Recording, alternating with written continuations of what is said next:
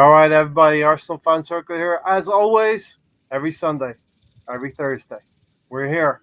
Come hell or high water, no matter what result we get for Arsenal, or whatever Arsenal gives us, we try to give back. Lots of high water this time.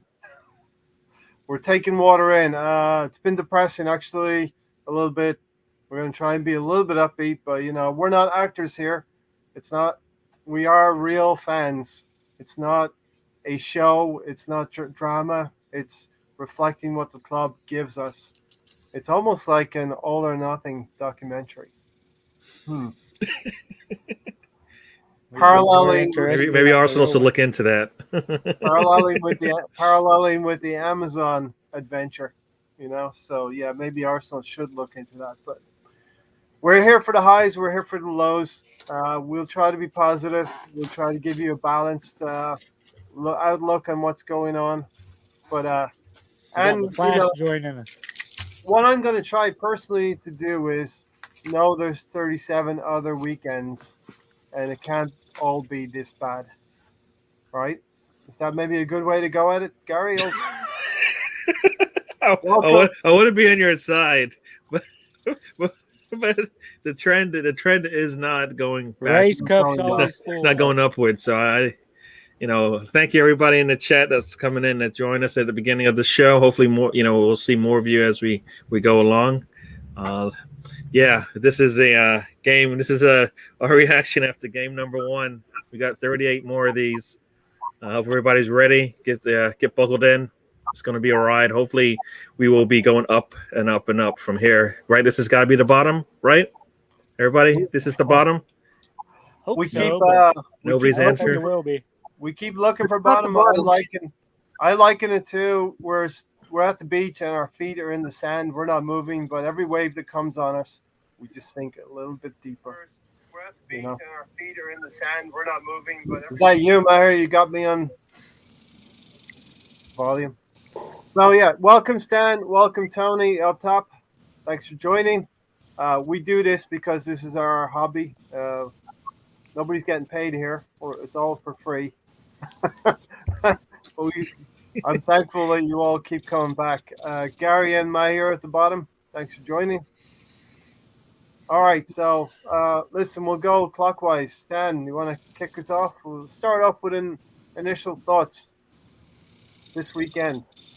Well, when I went to bed on Thursday night, I was extremely worried about what was going to happen the following day at Brentford. But when I woke up in the morning, and for some reason I woke up really early, like 6 in the morning. I just woke up, couldn't get back to sleep. So I'm looking at my phone in bed, and then I got the news that we were going to be without Aubameyang and Lacazette. And then I felt quite optimistic about the game because I started to think, well, this is a little bit like when Mikel Arteta got his hand forced and had to play Saka and ESR more often. And they ended up now becoming mainstays in the team. And so obviously looking at those two being out, I'm thinking to myself, well, there's going to be a chance here now for Martinelli, Balogun, or maybe even both of them. And when I looked at the starting lineup, you got to think that a lot of people have been saying that he needs to have his own team. But if you look at yesterday's lineup, for me, that was a Mikel Arteta team. Yeah. There was no Bellerin. There was no Aubameyang. There was no Lacazette. There was no El Neni. So everybody got what they wanted, I think. And on the podcast that I was on with the bearded one and the people in the chat box, nobody seemed to be arguing with the formation. So much so that when I tweeted out the formation, I even put, there's definitely goals in this lineup. Because I believe that. I thought that we'd probably get a 2-2 draw away from home.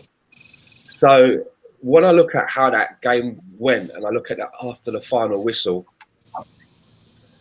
I'm at the stage where I'm thinking to myself, well, can I really put this on the personnel? Or is it the way that they've been set up? So I'm left scratching my head, and I know that we're going to get into the game a little bit later. But as far as I just wanted to start off by saying, I think that the team fielded yesterday, in my eyes, you'd have to say that was a Mikel Arteta team. He had Ben White in there, he had Lokonga in there. I know that Tierney didn't come in under his watch, but he's another one of our young stars. ESR was in there, Balogun was in there, Martinelli started, Pepe was in there, who I wanted to start because I thought he ended this last season really well, and it was just a disaster. We didn't match Brentford at all. You've got to fight for your right to be able to compete, and we didn't compete with Brentford at all. There were so many times when I looked at the TV and there were like 11 Arsenal men behind our own line, and I thought to myself, this is just not gonna end well. But I'm sure we'll get into the details in a bit more detail. Yeah, exactly. Tony, we saw the lineup. Okay, there's something going on with Aubameyang and Lacazette. We're going to get into that a little bit later. I want to welcome here as well for joining. So, Tony, we got the lineup we wanted. We wanted to see what Balogun would do for us. We wanted to see Martinelli. We wanted to see Emile Smith-Rowe. So, the strikers that have been failing us in Aubameyang and Lacazette, they sat out this game. And so we, as Stan said, we got what we wanted. Yeah, a lot of people wanted that type of lineup. Balogun just still isn't ready. Martinelli was working hard, but just the system doesn't fit with him up there alone. The ball isn't getting up to him enough. And to me, all the fault lays on Arteta. It ain't the players. The players seem to be trying, but just the system just doesn't fit the players. Just not good enough. And you can contrast it to the manager we could have had in November. We're putting out fillers for Nuno. Spurs come out today, all 11 players playing for a badge, playing hard. Same system as ours. Went out there, very competitive with City, deserved to win. And like I said, our main thing we need is a culture change at the club. Arteta isn't going to bring that. New football director isn't going to do that. You have to get the right manager that's come in there, get the players playing for the badge, playing the way they should be playing, and we didn't do that at all. Yeah, I'm looking back at that first press conference. We were all very excited about Mikel Arteta coming in. He said all the right things. I know it's there's no reporters in the press conferences anymore. It's Zoom meetings, and they are chaotic Zoom meetings. But they're becoming less and less. The minutes that you see of Arteta talking, less and less as it goes on. There's something there. Gary, it kind of hurts you. Arsenal got stung by the bees 2-0, and we've got to watch teams play Saturday, and most recently Tottenham beating City, beating the champions. So it sort of compounds our woes this weekend, watching what's been going on with other teams. And you see other teams expressing themselves on the field, and Arsenal don't seem to be able to do that. Yeah, I mean, as a fan, I know all of us who are watching this game, I think we're all, we put everything to the side, right? How the transfer window went, Arteta, all these things that, we find negative or not positive about this team. We put it to the side, and we turned on the telly, and we wanted to watch our team go out there and play really well. It didn't happen. One thing that stood out for me, I don't know if you guys saw this, but you just noticed it if you just watch a lot of these games. A lot of these players are out there. They're having fun. They're enjoying their time out there playing their football, right? I mean, when they make a mistake, you can see it on their face. When they do something well, you can see it on their face. I'm not sure what I saw. I don't think I saw that in the first game from the team in blue. I don't think they were happy enjoying themselves out there playing the football that they love. I believe they love it. And that's indicative of kind of how that game went. You can see, and then maybe it's because we're on the road, but still, it's been a year plus where they haven't really had fans in the stands. At some point, you got to feed on the fans as well from the other side, right? Because they don't want you to win. But we had some fans there also. So yeah, I think, yeah, you talk about the emotions. This team, we looked a little flat out there, and that's how the game went. Did not go in our favor, but I don't think we put ourselves in situations to get some points out of that match. We needed somebody to shine for us. I don't think we saw that. We realized we've got a lot of holes to fill, but I think those players out there that played could have done a lot better. Most of those players, I believe, were there from the start of preseason, right? White and Zombie probably not as much, but everybody else, I believe, had been there since preseason. So there's probably no reason for us to sit out there and go, you know what? They're not prepared. They're not ready. This is all new to them. This is whatever Arteta wanted to do. He's not going to be able to do it because these players just got in. But nah, I mean, Zombie actually looked really good out there, right? And he just showed up, as far as I'm concerned. Yep. A lot of those other players were there the whole time. Arteta told us, right? He told us that he needed a preseason to get his team ready to go. And yes, he had to go with reserves. But you know what? A lot of teams aren't playing their starters right now, and that doesn't seem to affect them as much as it did us. Are we 2-goal difference from Brentford? I don't think so. No matter if we go to our bench, no matter if we go to our number twos, we still should be able to manage things. And those goals that gave up, they are like, you can always see a mistake in all of those cases, but those are things that show kind of where the team is. We are just we're not there yet. But yeah, I don't I don't think he had his team ready to play. I don't think his tactics were going to get us that win either. He's going to have to go back to the drawing board and figure out a better way to do this, to get this thing. But like I said, after we talking Arsenal, not happy with the result. Like you said, the week started poorly for Arsenal fans and ended just as badly, right? Yeah.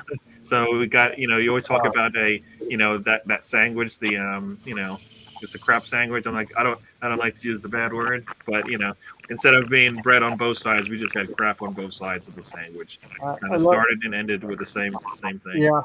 If I'm a neutral, I'm enjoying what was in between the bread, between Arsenal and Tottenham game. I thought the football was good, but you're watching teams with envy right now that are showing desire on the field. They have a plan. They know what to do. They know how to play. And I think the most important aspect is they are enjoying their games as well. Football should be, I know it's a business, but the players should, it's an entertainment game as well, and they should be enjoying what they're doing going out. I don't see a lot of entertainment, don't see a lot of joy in the badge here. And we talked about it Thursday. We sort of set the table. A lovely evening. It's happened to be a night game. Brentford come out fire and brimstone and come at us for 20 minutes. And what happened? We conceded within 25 minutes. So Jack Mack LFC, thanks for being here. Russ Morgan, Riddy, great to have you. Gunnar Glenn also. And Steve Denham. So as you all come in, pull up a chair. You're all welcome here. Darren's here as well, and Russ Morgan.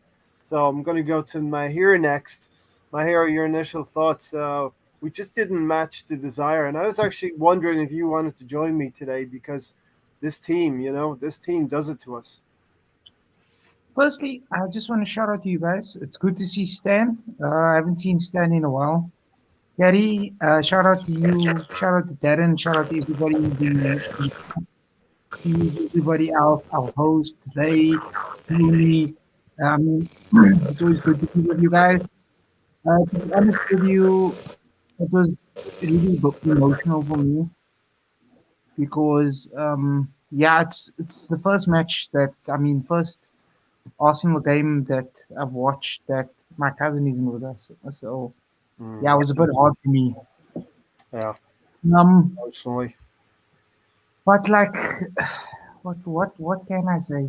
I just want to big up. I want to actually big up Brentford for coming in first time. I think in the Premier League, if I'm not mistaken, the first time in the Premier League. Yeah, we're handing out records. First time since 1947 that we've met them, and they beat us. 1947. Yeah. I don't even. That's like 40 years before I was even thought of being conceived. 70 odd years, 73 years. But we handed out similar records to Leicester City and teams last season as well. No, whenever you have a goalless drought, please come and visit us. Wherever you can come visit us at the Emirates, so we can come visit you, and we'll break your drought for you. We'll break your drought, no problem. You haven't won a game or you haven't been in the Premier League in 70 odd years. Come visit us, no problem. Now that that's out the way, and I've congratulated Brentford for putting us under so much pressure, I'm absolutely fucking fuming. You guys, please excuse my French, but that's not the Arsenal. That's not the team that I've been supporting as long as I can think of. Yeah. That's not. Oh my God! Fucking hell! You beg these players.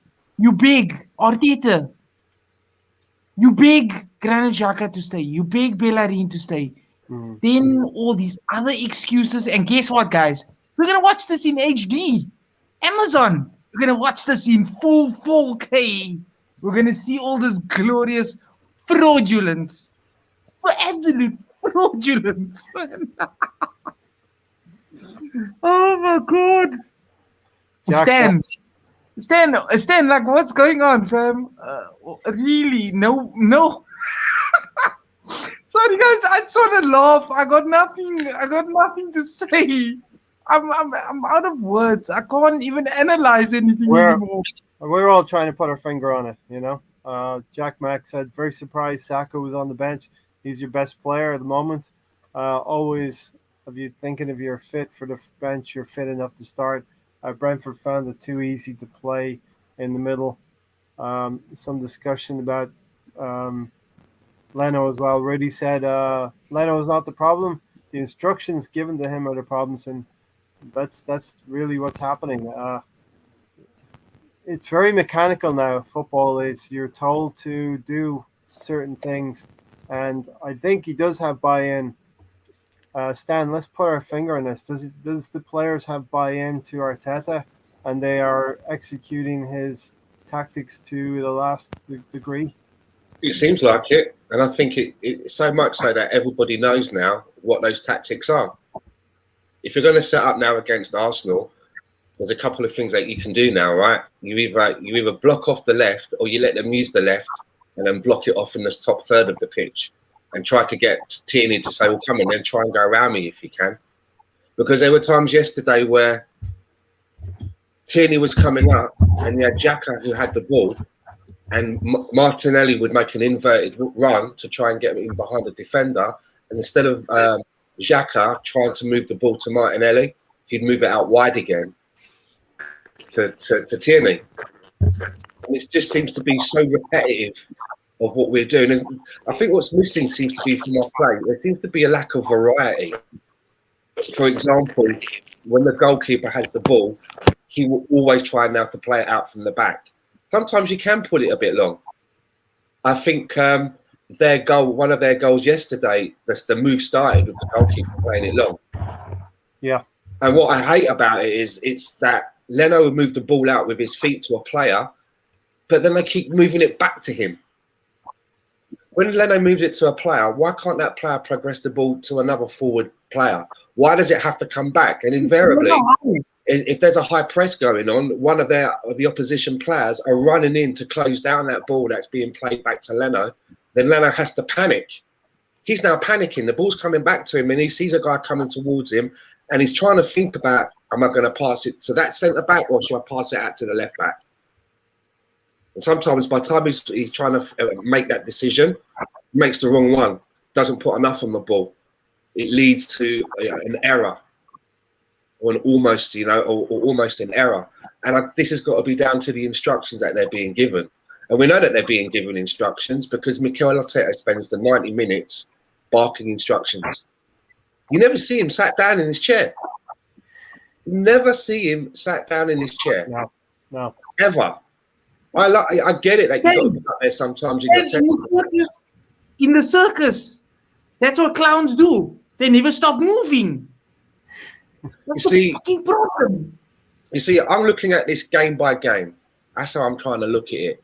I'm not, but it's so difficult that if you look at the fixtures that we've got, when you go into a fixture against Brentford, a team that's just come up, You've got to look at what you've got and think, okay, we need to get 3 points. And it would be good if we could get it on the board on our first game. If you can't get it in your first game, you've now got to somehow bounce back. But you look at the fixtures that we've got now, it's going to be so difficult to bounce back when we go up against Chelsea with someone like a Romelu Lukaku who's just turning up. Mm-hmm. You know? And then after that, it's Man City. And you look at I watched the Man City Tottenham game today, and Tottenham beat them 1-0. I can't see us pulling that out of the bag, because I'm looking at how Tottenham are playing today, and there is a style of play. Do you know what I mean? And I look at Arsenal, and I'm like, our style of play looks so predictable. There's no variety. And I mean, as I say, I'm looking at it at one game at a time. But I look at a player like Ben White, and I'm not writing him off, but based on that one game, I didn't see what all the fuss is about. And I've said from the very beginning that if he's going to come in, he has to be streets ahead of Rob Holding and Callum Chambers, because for me, those three are like a similar profile. All British, all around the same age, but there's a huge difference in what we've paid for each of those players, a vast difference. So he needs to come in and hit the ground running, and he didn't. For me, he looked out of his depth a little bit. He looked quite lightweight to me. I'm not saying that he can't pull it out of the bag in the next game, but the next game is even tougher than the one that we just had. That's the thing. You look at the next game, and it seems so much tougher than the game that we had, and you scratch your head thinking, well, how are we gonna like, you know, correct what we've just had against Chelsea? We've got 37 more games, and I'm a little bit reminded of what West Ham did last season. West Ham did lose their first 2 games of the season and went on to be very consistent. Not saying that's going to happen here. Very, very different set of circumstances, but you can have bad starts. And as Stan said, Garrett, Mahir, you want to jump in quick? I just want to say, do you know what was so disgusting about it? I enjoyed watching the Newcastle West Ham game much more. I watched the entire game and I was like, wow, this is almost what we should be doing. We should be playing like this on a much higher level. But, oh, man, frauds.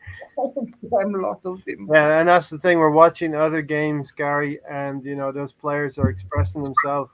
Like Russ said, let the players express themselves.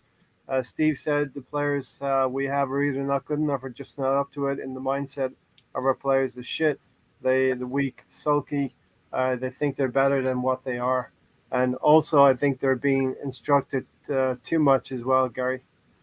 Yeah, I mean, it's come down to the same. I mean, I think we're all sounding like broken records. We're saying the same things over and over and over and over again. The team, whatever process, plan, formation, structure that Arteta has, he doesn't trust it. He doesn't trust that he's given the players that information. If he did, there would be no reason, like Stan said, he has to communicate to the team throughout the 90 minutes. For 90 minutes, he's communicating with them the whole time. I mean, no, I mean, kids younger than this don't need to be asked to do the same thing over and over and over again. You know, at some point you give them a structure and a base, and then you let their talents shine through, right? Yep. At some point it has to come natural for them, or else if you continually talking to them, they're listening to you. By the time they hear the instruction, the opportunity's gone, right? So obviously it's too late. You let them play it out, because if you've done your work, which I feel like they didn't. If you've done your work and you prepped for this game, you did that days ago, right? Everybody on the team knows exactly what's going to be done come game day. There should be no reason to go over it again for another 90 minutes screaming at your players. If not, then you're doing it wrong. I mean, I don't know about coaching a professional football team, but I know that supposedly all of this goes into their head a long time ago, right? We have a game on Sunday. I think by tomorrow, the team knows how we're going to play against Chelsea. And I'm hoping that we're not going to see a significant change in the lineup. The reason why I say that, even though maybe many probably think we should change it a lot, this team cannot deal with significant change from week to week. We need to be able to build on what we did the previous week. I expect the back line to look the same. I expect Xhaka and Nsambi to be sitting there. Saka will come in, right? So somebody's going to have to sit. Yeah. Martinelli most likely will sit in my eyes. Balogun, I feel like, you know what? Let him play. If the big boys are unwell, unfit, whatever it is, let Balogun play. All right? Let him play. He actually got his head on a couple of balls over the weekend. How many times have we said that? How many times have we actually said our center forward got his head on a couple of balls in a game? They weren't perfect. They weren't anywhere near where they needed to be. I mean, even Martinelli got his head on a ball, right? Going towards goal was a little high, but still, the crosses came in. We actually were able to get some connection on there. The ball was in the box multiple times, so it's not that we didn't get the ball in attacking areas. We just did not get anything good out of those opportunities. Arteta, if he does what I think he's going to do, he's going to be drastic in his changes, and then we're going to have another setback trying to figure out how to play again. And we're never ever going to be able to grow on what we have. I mean, looked at the previous game that just completed. That team, and I'm not even going to say their name. They're missing their best player, right? Some probably will say Son is their best player, but Kane is their best player, right? He's one of the best players in the league, right? So they're missing him. And they did not miss a beat. Son is that good. Yes, he's that good. So, it can be done, and it's with a new manager, right? He's playing the best team in the league, right? Everybody thinks City is probably the best team in the league, with some teams really close to them right now. I mean, after that match, they are the reigning champions, right? Yeah. After that match, Kane is gone, right? City needs Kane now. They might as well just pay the 150 because they need it. They need all that they can. They need it. Many have said that City's second string team is just as good as their, good enough to win matches, right? So it shouldn't matter that KDB didn't start. I think he didn't start that match, if I recall, right? No, he came on as a substitute. I think. So it shouldn't matter. Their team is pretty strong. They should be able to maintain, especially when the other team is missing their best player. So that's where Arsenal needs to be. We are not there yet. We don't even have a starting 11 to say, you know what, we've got a good, strong 11. We're missing some pieces there, right? And that's always going to be my problem. Until we have a starting 11, none of this makes any sense. Mm-hmm. There's nothing we can do. Tell me our strong first 11 that we could use day in, day out, and get a result. We don't have that. Yeah. So I don't know if I even stayed on subject, stayed on topic or not, but that's kind of how I was feeling there about that. With this one game a week situation, there'll be plenty of time to preview the Chelsea game. We'll touch on that a little bit today, but more in depth on Thursday night about Chelsea as well, and take a look around what's going on in the Premier League, because we can focus on Arsenal, but there's some Premier League stories going on out there as well. Gunnar Glenn said Leno is a good goalkeeper, not saying he isn't, but he can't not play out from the back. Some keepers just can't, and I think he's been asked truthfully to do more than he's able to do, and this playing out from the back, I never have felt secure with Bernd Leno as the player playing out from the back. Russ said Spurs beat City without Kane. They have appointed a proper manager with experience. Arteta experiment is dead. It's time to go and get a real manager with a game plan. Absolutely, it does. And I'm not going to tell anyone. We all feel differently about what's happening with Arteta. We're all hanging on by a thread. Some of us, the thread is completely frayed and gone. And but I will tell you one thing: the club is not going to make a decision for about another 2 months, and the fans will have a say in that happening as well. So don't get too stressed out about it, would be my point. You can be Arteta out, that's fine. I'm actually possibly closely getting to that point as well. But I'm going to give him the next few games. And I think the next month is going to be rough as well. You were so nice. You were so nice still. The man I can just see Gary. We're not, as Stan said, we may not get much from Chelsea or City, and in between that we have a Carabao Cup game. We should focus on a strong 11 and continue these 3 games with that 11. But then we go to the international break. So Arsenal fans, we shouldn't be hoping for too much. The season really starts next month, right? See, that's the problem. It's always going to be next month. Come, end of September when we're sitting here, all of us with no hair on our head. It's not just me and Stan, because this game's, that's what I think is going to happen. We're saying, you know what? By the end of October, we'll probably know where we are, and that's the problem. It's not tomorrow. It's today. Today they need to do better, as far as I'm concerned. So when they come out and play Chelsea, it's got to look totally different, all right? It will be different, because the one thing I'm going to say, there's going to be fans in the stands, and guess what?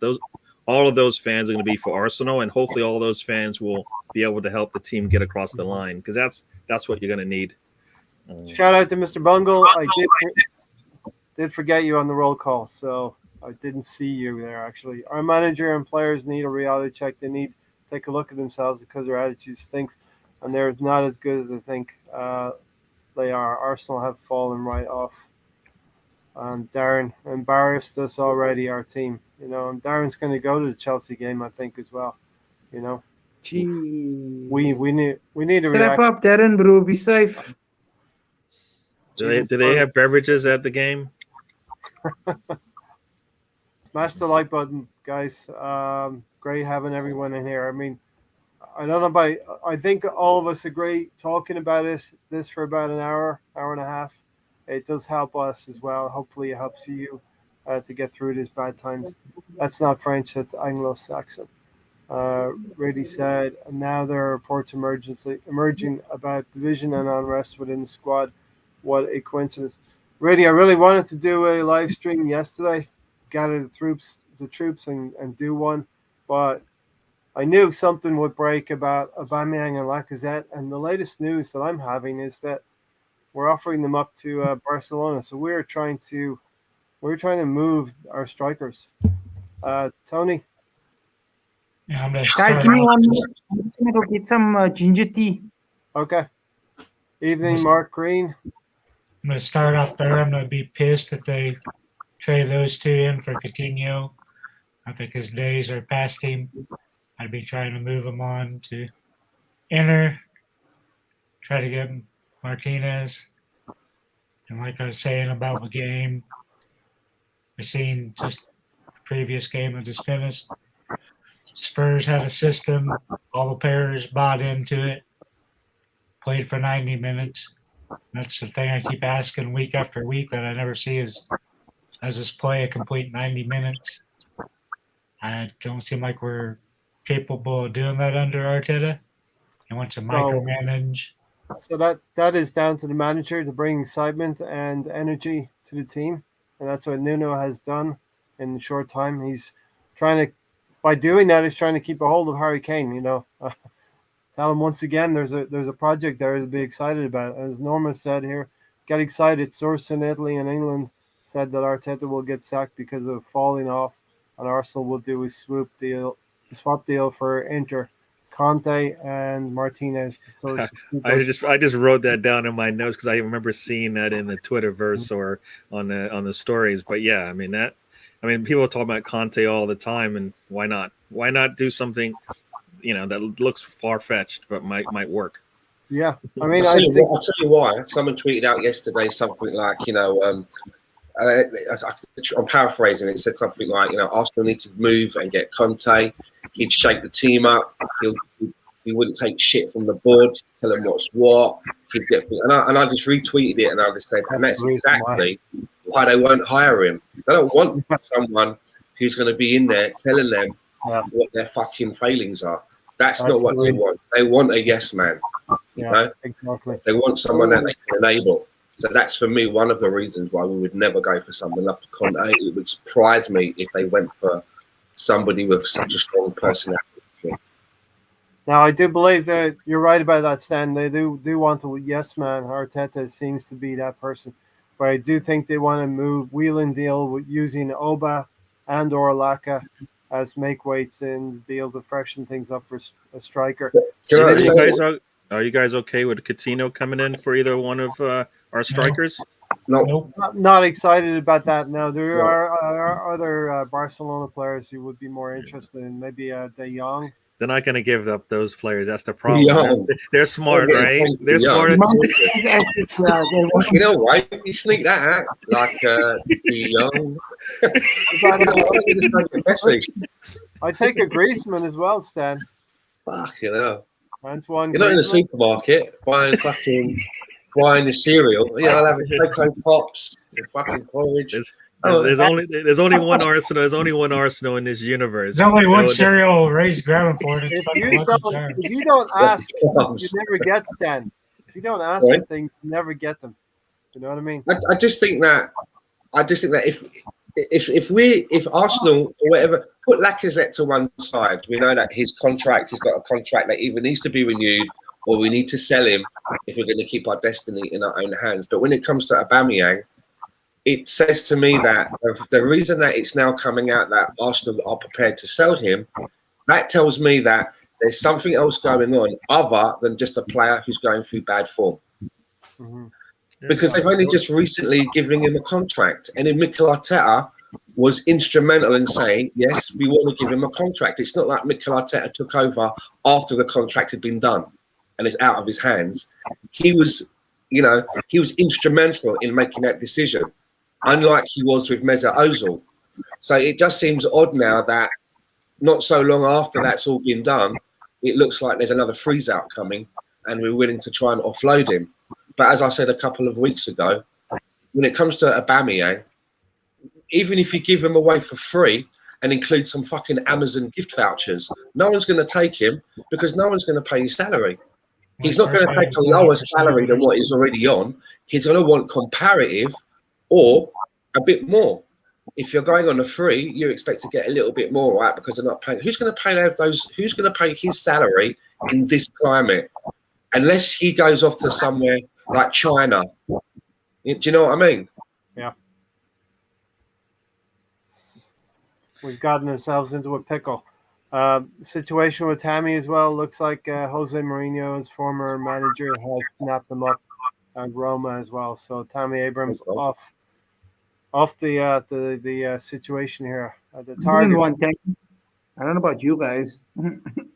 I would have taken him because he as bad as he is, he would be better than Lacazette or Aubameyang. Arsenal needs to improve.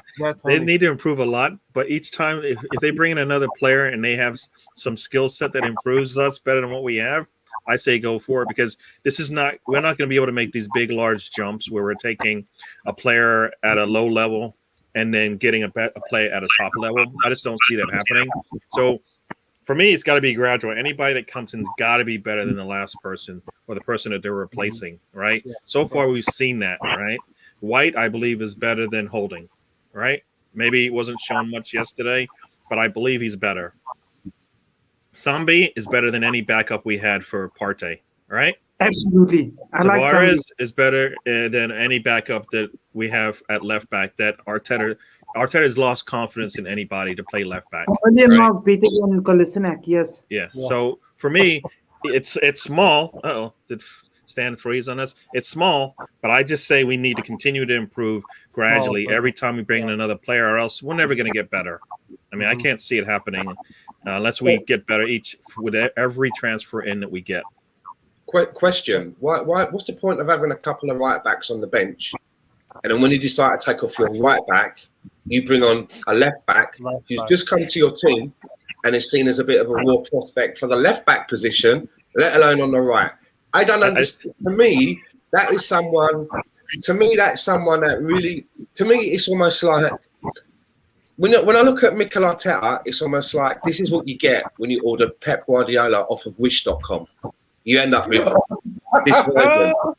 Do you know what I mean? Like this fucking cheaper version that's made out of substandard materials. You get good hair, and that's it. Everything else is worse quality, right? Because no hair, nothing.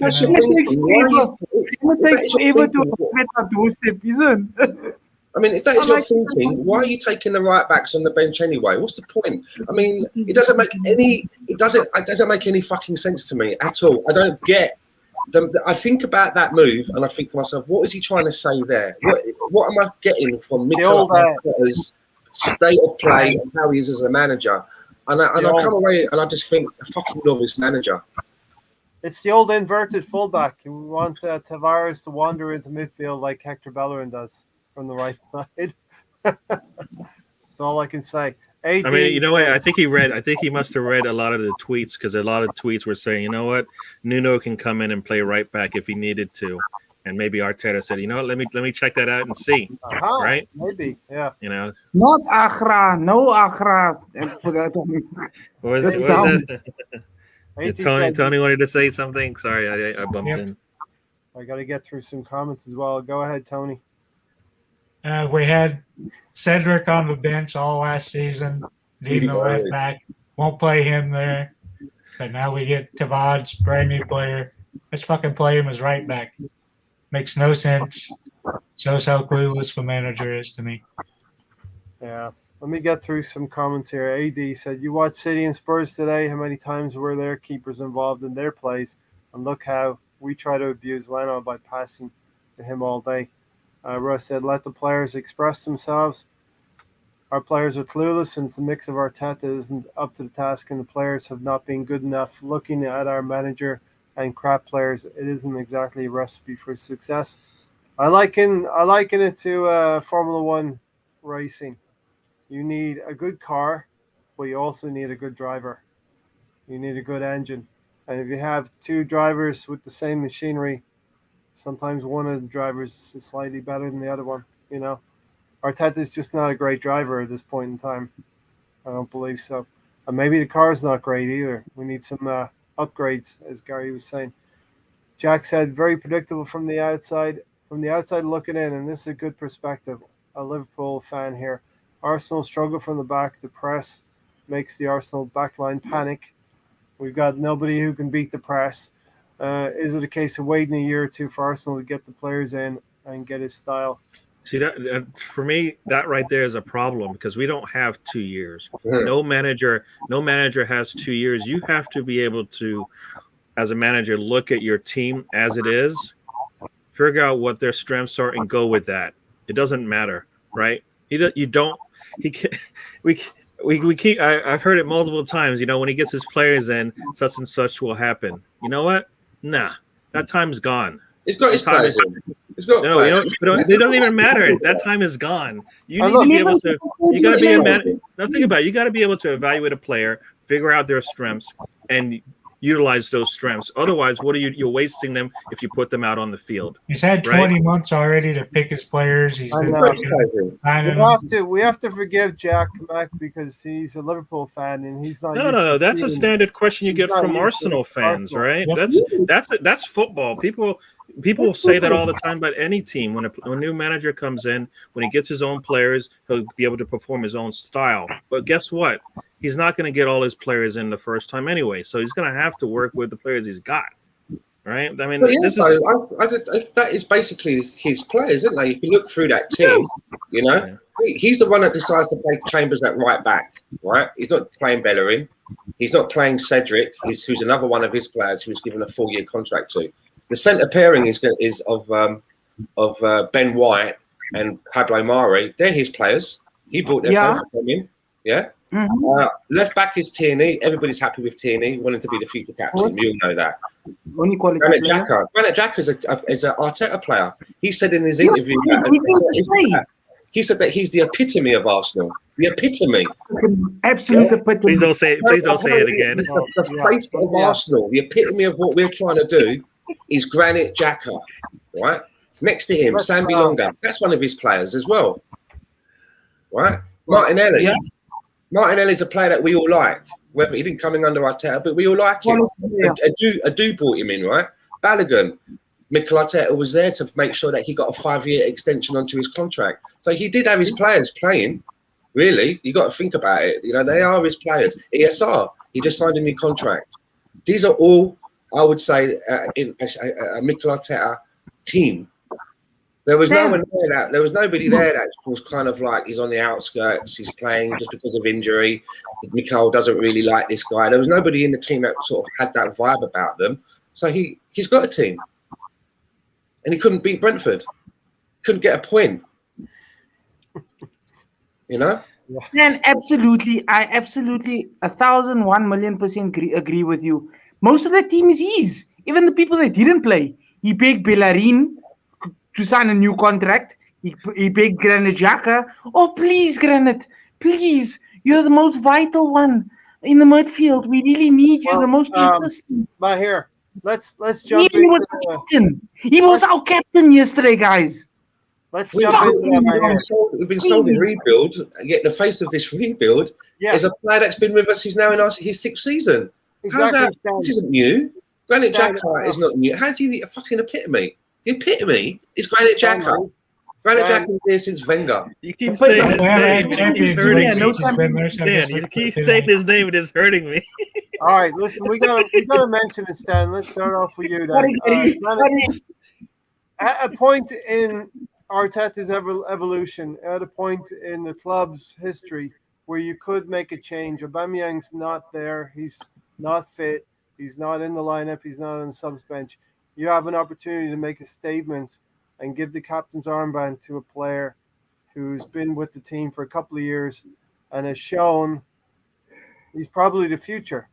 But what do? You revert back to type and give it to Granit Xhaka, the guy who turns up every day at training on time.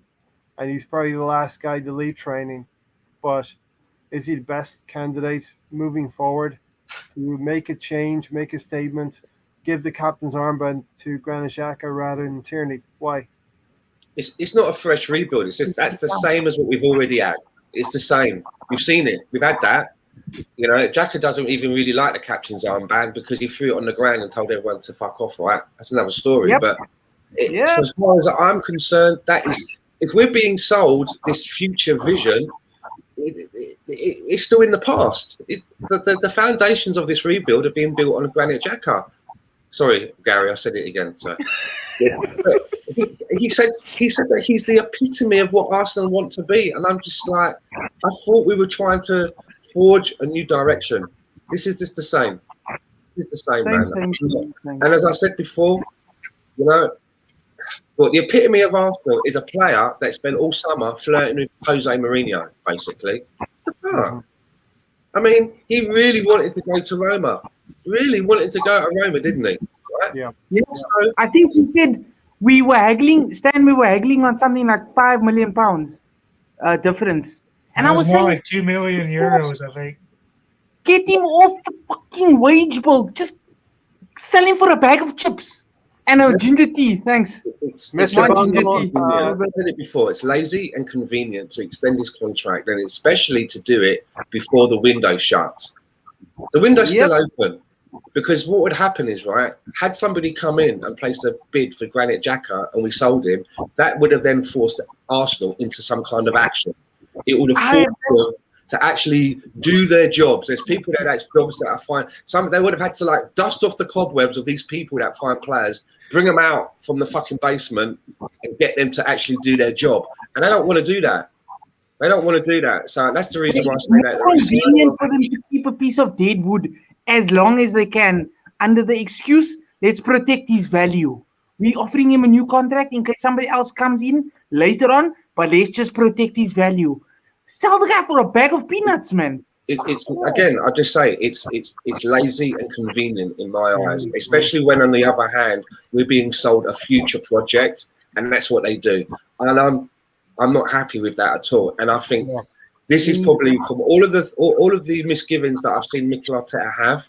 And as you all know, I want to give him until October, and I still believe that I don't like pulling the trigger too early. I don't want to condemn him before the transfer window shuts. I want to actually see what's going to happen in the transfer window, because it don't shut to the end of August. There's still time. Things can happen. But even though I'm disappointed and I'm hurt, I'm angry, I'm still okay. I want to wait till the transfer window shuts, and then I want to see what he does with what he gets in the transfer window. Don't get me wrong. I don't believe he can do very much, but I need to see it. Yeah. I'm at the stage where I believe that no matter what players Mikel Arteta has, his style of play and where he is as a manager on how he wants teams to play, it's not quite there yet. It doesn't matter what tools he has. It's like taking driving lessons in a fucking Rolls Royce. You don't do it, because if you bump into a lamppost, it's fucking going to cost you too much to get the repairs done. And that's kind of where I think we are. Mr. Bongo, what's the time in the United States? It is 2:45 here. What's the time? What's the time in Arsenal season? More likely the question. Gary, Granit Xhaka. The only way we would accept keeping Granit Xhaka on the squad if he's going to be a squad player. Do you have any confidence when Partey comes back that Granit Xhaka will be on the subs bench? I have no doubt he will be starting right next to Partey. That's just one of the things I was hoping for coming into this season has changed from Arteta, and nothing's changed, right? It's the same thing we saw last season, we're seeing this season. The only reason why he's playing a lot of players is because other players are unwell, unfit, hurt, or just coming back, right? From postseason, which to me doesn't make any sense anyways, because I'm seeing players play this weekend that were in the same boat as everybody else that were sitting. Like Saka probably could have played, but I'm okay with him sitting. I didn't think he would start. But you know what? What's going on right now? The window is still open, right? We talk about the window being open. Guess what? Where's the activity for Arsenal? Shouldn't the last match on Friday, today's Sunday now, the match on Friday wake up everybody's eyes that, you know what, this isn't good. You know, KSC, are they looking? Did they notice that their team just got their ass handed to them in the first match of the season by a team who had never won a top flight game in 74 years? They've never ever played in what's called the Premier League. They've never played in it, but yet they came out and made us look like the team that just came up from the championship. That's what it looked like. You look at the scoreline, you even look at the game. You know, so they weren't like some freaks. They looked like a team that had a plan. Here, Arsenal, you can have all the ball you want. You're not going to do anything with it. But guess what? When you make a mistake, we will punish you every time. And that's exactly what they did. You know, and that's what happens to Arsenal all the time, right? Teams just sit back and know that we will make that mistake, and we make it all the time. And we don't. I mean, one of the things that I'm going off tangent here, so let me stick to the transfer window. But the window's open now. Why is Erdegaard contract not basically settled now, and he's on his way with a medical? No, not.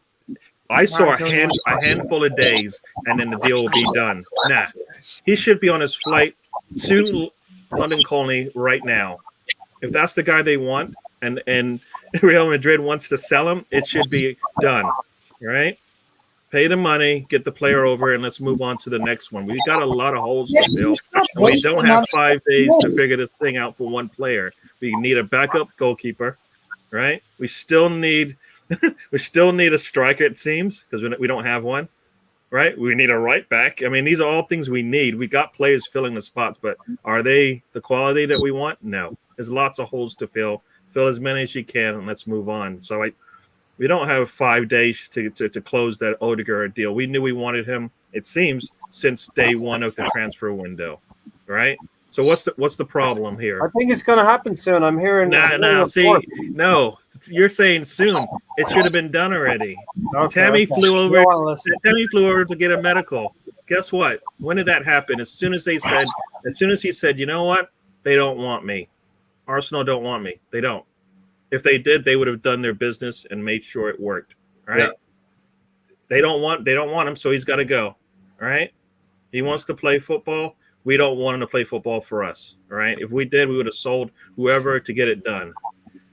So it can be done, and it's being done right now. All right. Teams are playing football this weekend and still making transfer business happen. All right. I mean, Odegaard's not even been registered for La Liga. I mean, what more of a fucking hint do you need?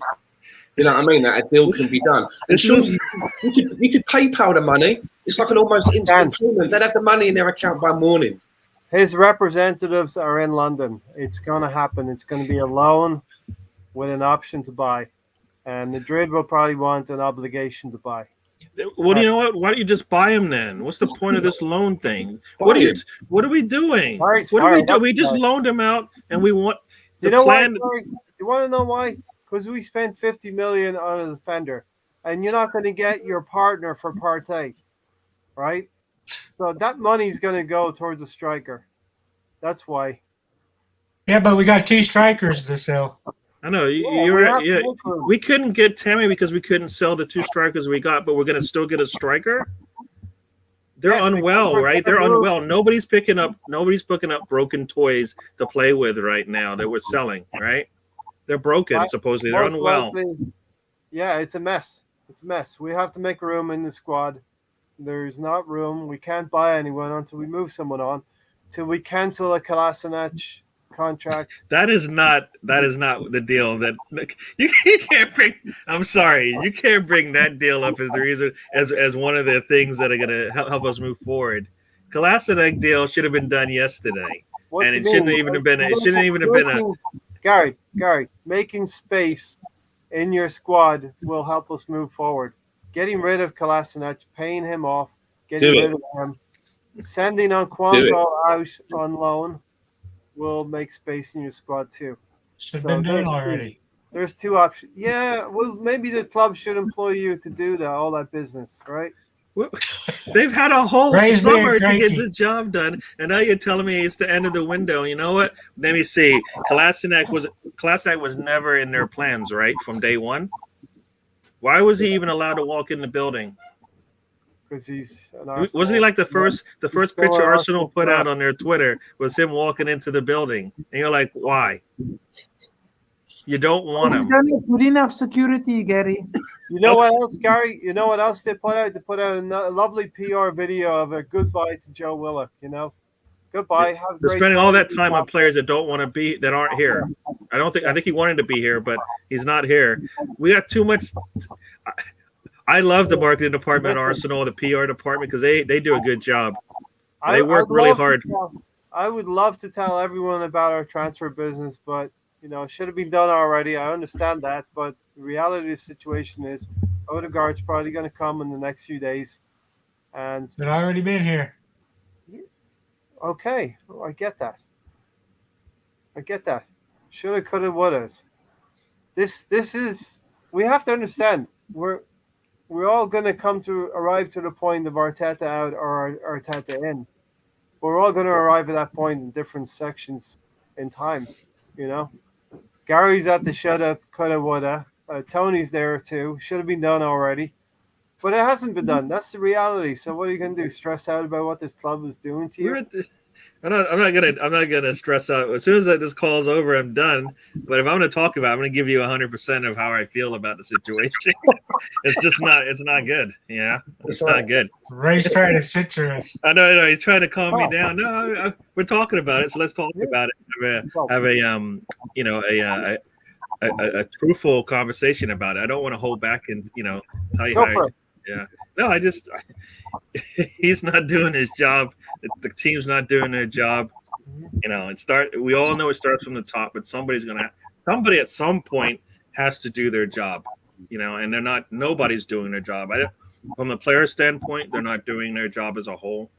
I mean, at some point somebody's got to stand out on that pitch, right? Yeah. What player on that pitch was leading that team in blue? Anybody look at that game and go, you know what? There goes a leader there trying to get this done. I mean, like communicating wise, because actions wise, Mill Smith Rowe, Saka, they all can do it. But we need guys. When you see one of your teammates maybe letting up, no, wake up, buddy. We got things to do. We got business to take care of here, right? Didn't see that as much as I would like. I saw Marie get upset with Leno a couple of times, right? Yeah, the back passes. Right. I always say, Gary, we agree on these things. It's just that you can either stress out about it, what they're doing, or you just accept what they're doing and move on with it. I don't want to accept it because then we'll be doing the same thing we did last season. Nobody wants to accept that. I want to ask you guys a question. I want to ask all of you guys a question, and I want to know what your response is. Are any of you actually, as pissed off as I am that this is our expectations? An Odegaard possibly coming in or coming back to the club, and us paying possibly another 40 million. We sending Saliba. We send Saliba out. There's been a lot of We wrong bought him for moves. 50 million. He comes back. He's got last 2 years. As you know, our board or our club or the statement was anybody going into the last 2 years of the contract either signs a new contract or gets or we terminate the contract, right? So are any of you guys actually pissed? And our viewers as well, it's our subscribers, our Arsenal fan family. Listen, here's where I am with it. Everything was going, I think, fine up until the FA Cup win, and when we started the beginning of last season, there was critical mistakes in my opinion. I mean, people who criticized what Emi Martinez did for us said they were with Arsenal for 10 years. We didn't know, we didn't discover this goalkeeper, and on the basis of 12 games, I wanted to keep him. I thought he did well. It was shit yesterday. Shit yesterday. Actually, you can look at that stand. One of those was a worldie. One of those was a great goal. The other was a deflected effort that he had no chance. He's supposed to be a shot stopper. That's what everybody said. The one thing he can do is stop shots, even ones that he doesn't have time to think about. Emmy, right? We talking about Emmy? Oh, we're talking about Emmy. Sorry, did I? Yeah. Sorry, I'm just. I got it. Gary, you got the red mist. You got to let that go away for a little bit. Gary just heard he was shit yesterday. Knew that we were talking about a goalkeeper. Must be Leno, right? You know what I mean? Who else could they be talking about? We had a goalkeeper last season who was able to play out from the back, able to progress the ball, and able to make the team play well. And Arteta made a decision to go with Bernd Leno. And from that point on, it's been a series of bad decisions. Willian came in. Nobody could have known how bad he would have been. And we had a terrible – the last year has been terrible. Arteta's ostracized Saliba, Guendouzi, whether you care about what Guendouzi can do or not. But Pepe. Who else? Pepe. Oh, He did, really. Do you know what I mean? He's not at the club anymore, but we're still paying 90% of his wages. yeah. I mean, when you talk about Guendouzi, what I saw today was Dele Alli out there playing, and as I recall, he was in the doghouse, right? Mm-hmm. You know, they didn't really want him, right? And that's the value of a manager. A manager can identify what's going on with players, put his arm around them, and say, "Listen, I believe in you," and he can bring more out of a player. Other players need a bollocking, and they know they need the bollocking, and they need that bollocking to play better every week. You know, like the likes of Robertson probably at Liverpool is that type of player. You know, they need to be told they're not performing. But look, this is an organic podcast. It's been it's going, and we'll get through the rest of it together, right? This is an organic podcast. Is that why Tony always looks so baked?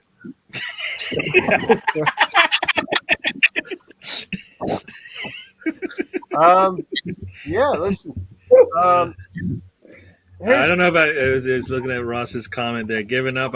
I'm gonna. Nothing has changed, so I want some change. So. Oh yeah, And Gary, guys, did you guys see they broke Ian Wright? Did you guys see? Ian Wright was it me? Was Ian Wright in tears? I could swear he was in tears, man. Jeez. I'll tell you something else from yesterday, which I thought was quite telling, and that was half time. When it got to half time, did you notice that Mikel Arteta, I remember we were away at home, he brought Arsenal out early. It felt like about 5 minutes early before everybody was, supposed to come out together. And he had them all out just standing around on the pitch. And they all stood there with their heads down and all looking pissed off. And the camera went to Mikel Arteta and he had a face like thunder. And I just thought to myself, it's only the first fucking game of the season. And this is where we are. The first game of the season where everybody's supposed to be coming in on a clean slate. Everyone's supposed to be fresh, refreshed and revitalized, He's got all these youngsters in the fucking squad. He's got his team out there, and he's like brought them out in front of the crowd early to just stand there. That's that's like when you bring a sub on and they do shit, and you sub a sub off. Yeah. Do you know what I mean? Bringing the team out early, it kind of says something about how unhappy you are with your team, and it's only the first game of the season. We've only got one game under our belt, and we're already in that. We're already in this place where the team are now being fucking publicly, sort of like dressed down, if you will, which is basically what it is. It makes you wonder what did they think Brentford was going to do, and what had they planned on doing to stop it? Not for a week. They didn't have a week to plan. They had months to plan this, or a month to plan this, right? They had enough time to figure out what Brentford will do, how they will do it, and how they need to stop it. And in addition, how are they going to attack them, all right? How are they going to get a win out of this match? I looked at Everton. I looked at Everton under Rafa Benitez, right? Okay, no, man. I mean, you can see like a man's influence in their first game. You know what I'm saying? You can sort of see, and where is that for us? I mean, it's coming up for 19 months now that we've had this. We talked about that on Thursday, Stan, when we previewed the games. And I said, I'm interested to see, because Everton, if you pick one team in the Premier League that's as badly run as Arsenal, it's Everton, right? Or as badly run as us. But you put a decent manager in there in Rafa Benitez and just see what happens. He would have been the perfect person, in my eyes, to have come in after Emery. The legend, the myth of Wenger went. The next guy come in, it didn't work out. Somebody like Rafa comes in, okay, let's go in for 18 months with this guy, and let's take it from there. He's definitely going to be able to settle things down, let us find our little balance again of where we are. He's that kind of a guy, and we missed the trick on not bringing in someone who has that kind of a calming nature around them, a calming force to settle everything down. Whereas we've basically got. I said to my missus yesterday, it's like, do you remember back in the Roman days, right, when they used to have like their Caesars or whatever, but they had the Senate, right? The Senate, they would always have to put things through the Senate. They couldn't just say, right, we're going to go to war and we're going to raise the taxes to pay for the war. They'd have to go through the Senate. Every now and again, one of them would get too big for their boots and just get rid of the Senate. We don't need a Senate. I know what's best. I'm making all the decisions now. And that kind of feels like what Mikel Arteta is doing. Everybody around him also seems quite young. They're probably glad to be in the Premiership with their jobs. There doesn't seem to be anyone who can challenge him. Do you know what I mean? He says, I want to do this. There's no one that says, well, you might want to think about that. I don't think that's such a good idea. Maybe sleep on it. It seems to be, everyone just seems to be going, yeah, sounds good. Brilliant. Fantastic, Mikel. Yeah, next game, we're going to play without a goalkeeper. Yeah, great choice. Excellent. Yeah. I remember doing a podcast with Tanner at the time, and I put forward Benitez as who I wanted to succeed Emery, and I thought it was at the time I thought Arsenal going and getting Arteta was a bold decision. Well, it kind of was a bold decision, but I have to say at this point it may not be coming off, because Arteta's lived by the leadership of the players to win an FA Cup.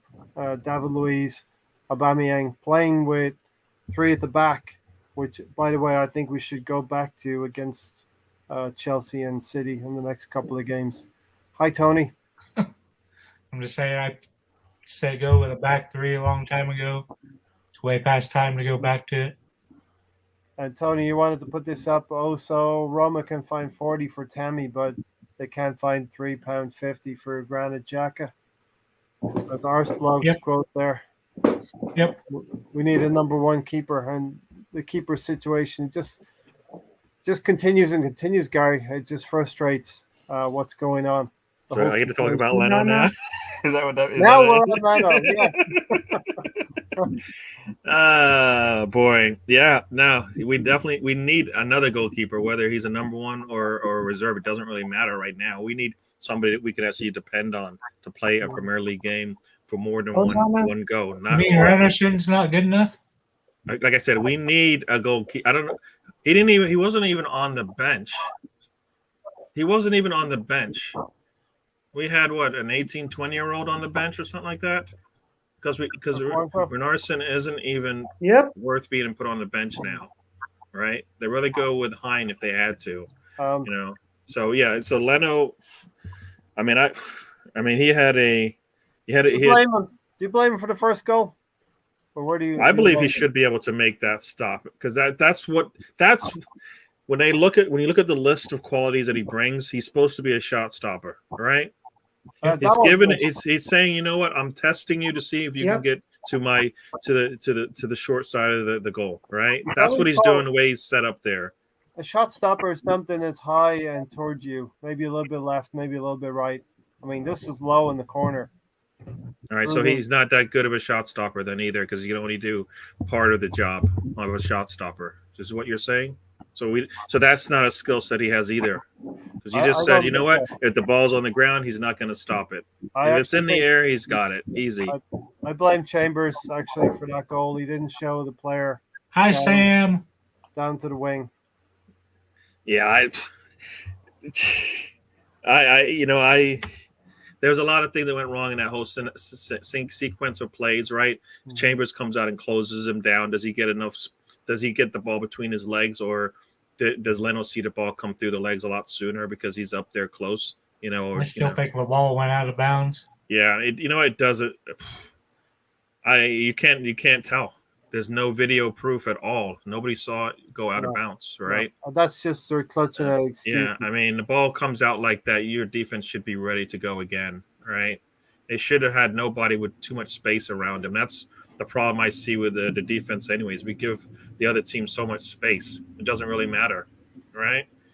And as soon as the other team gets the ball, boom, they're on the attack instantly. Everybody is running towards the goal. You know, it's like they planned this. It's like they talked about it beforehand and said, you know what? If you get a quick turnover, guess what? Attack the goal. Everybody move towards the goal. Make sure, put crosses in, whatever. A lot of teams do that. No, I think Leno, if he's not going to make that stop, at some point, everybody's going to keep the ball on the ground, then I guess, because he can't make those stops. I shot low and into the corner. That's difficult. I think Chambers was bad for that goal. Yeah. I will blame Leno for the second goal, though. You get yourself into a grappling situation with the player. Yeah. You go down. You either push the player off of you. Don't let that happen. You see that all the time, right? You see it all the time. You see a goalkeeper, when a defender gets anywhere near him, the first thing he does is put two hands in his back and say, get off. Mm-hmm. This happens all the time. You watch any of the matches this weekend, every goalkeeper, if somebody got close to them, guess what? Boom, hand on the back, get away from me. I need my space. Right? He gets so entangled in there and then just stays there. And if you watch the video, there is nothing behind him. There's no blue shirt, no Arsenal player on that back post. Nobody there. And he's got to be able to. I think he needs to make sure that somebody is there. That did not happen. He needed to get out of there. Right? You get yourself as a goalkeeper entangled in a mess, and you don't clear space for yourself, you're in trouble every time, right? And he let that happen. So that's on him, like you said. That's his fault. He's got to get out of there, make sure he knows where it's going on in his goal. He didn't do it, and he paid for it. Jens Lehmann didn't put up with any of that, would he? He would not at all. Anyone step near it. No way. And that's the thing. He plays behind, when he plays for Germany, he plays behind two goalkeepers who I don't believe get themselves entangled in a situation like that, right? No way. I mean, I don't. No way. So it's not like he doesn't know better. He knows that is a bad situation, right? And he didn't seem to be too pissed off about it. And that's the other part. Where is the emotion? He just screwed up really bad. He should be upset with himself. Should see it on his face. It's like, whatever. Arsenal players, like I said, no reaction to what's going on the pitch. They don't seem to care as much as I would like them to. But you're right, Gary. You either push the player, don't allow that to happen, or you go down and make the referee make a decision. You fall to the ground in the most dramatic way that goalkeepers do that. You know what I mean? Mark Green said if anybody thinks Oba and Lack are unwell and both together, they weren't going out eating sushi and sharing an ice cream or something like that. They are very naive and gullible. So, I think something is is a fun here in terms of moving the players on. And Tish was talking about Barca are interested. You know what Especially I since think? they are not available for Chelsea. That tells you that there's something else going on. You know what I think? I reckon about an hour before kickoff, right? Lacazette and Aubameyang were somewhere in a room, and Aubameyang's like, right, I'll ring up first, and I'll tell him I've got a stomachache, and then give it about 15 minutes. You ring in, you say you fell down the stairs, and then we'll spend the afternoon walking around a museum up in London, just like walking around a museum or something. Remember, you need to bunk off school. You need to plan it out with your mate, you know. First, And you think, well, if we go to a museum, if we bunk off school and go to a museum, we're still kind of learning, right? So technically, it's educational. Yeah. You got to do it early though. So the night before, right before you leave after practice, you're like, you know what? I think I might have pulled something, or I don't know, my stomach's just not feeling right. But I'll let you know in the morning how I feel. Yeah. Yeah, I think. Oh, you know what? I think that custard's going to go right through me. I don't walk out of the canteen. Russ says at least Kolasinac shows up. Torreira just tweets out pictures of himself on. You know what? They're both in the same boat for me. We don't. It doesn't seem like we want them, and it doesn't seem like they want to be here. All right. Yeah. So Kohler show up, but he wants to be out. So I don't know how different that is from Torreira, who didn't show up and said, you know what? I don't care. I'm gonna go to the festival and enjoy myself while Arsenal goes out there and play. They're paying me to do this. Think about it. They are paying him to go to the festival, hang out with his family, you know, a professional footballer, you know, and then we're supposed to be, Kola and Torreira, the situations to me are close to similar in the sense that Arsenal doesn't want them anyways. All right? What's Torreira doing at a fucking amusement park anyway? It's not like he's tall enough to ride the roller coasters. You get kicked off. They got rides for everyone, man. It's all inclusive, man. Everybody, all heights and sizes, gets to enjoy themselves. Come on. You guys I went on the kiddie one. Stan, you ever seen Austin Powers or Mini Me, and Austin Powers is standing on his shoulders, and they're walking around like. Everybody gets. That's what he's doing. Yeah. Jack Mack said one thing he loves about Arsenal: the good and the bad. We do like the young players. The problem is the young players are carrying us. We don't have senior pros with heart.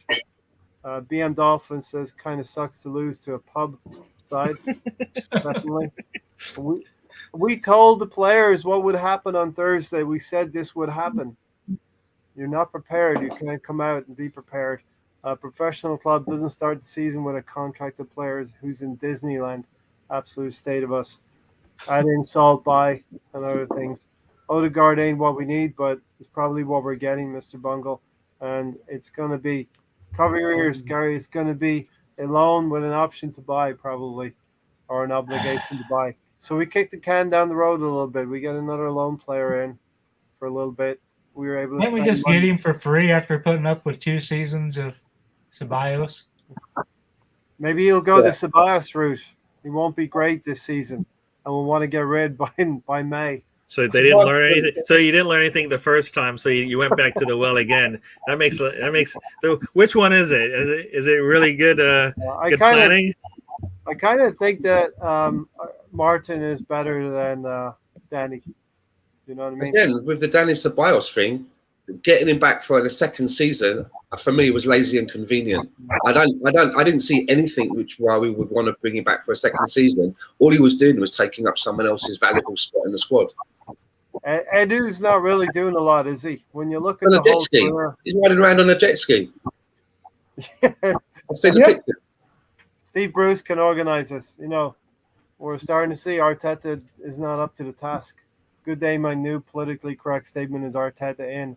If you want this fiasco to continue, what do you think, Ray?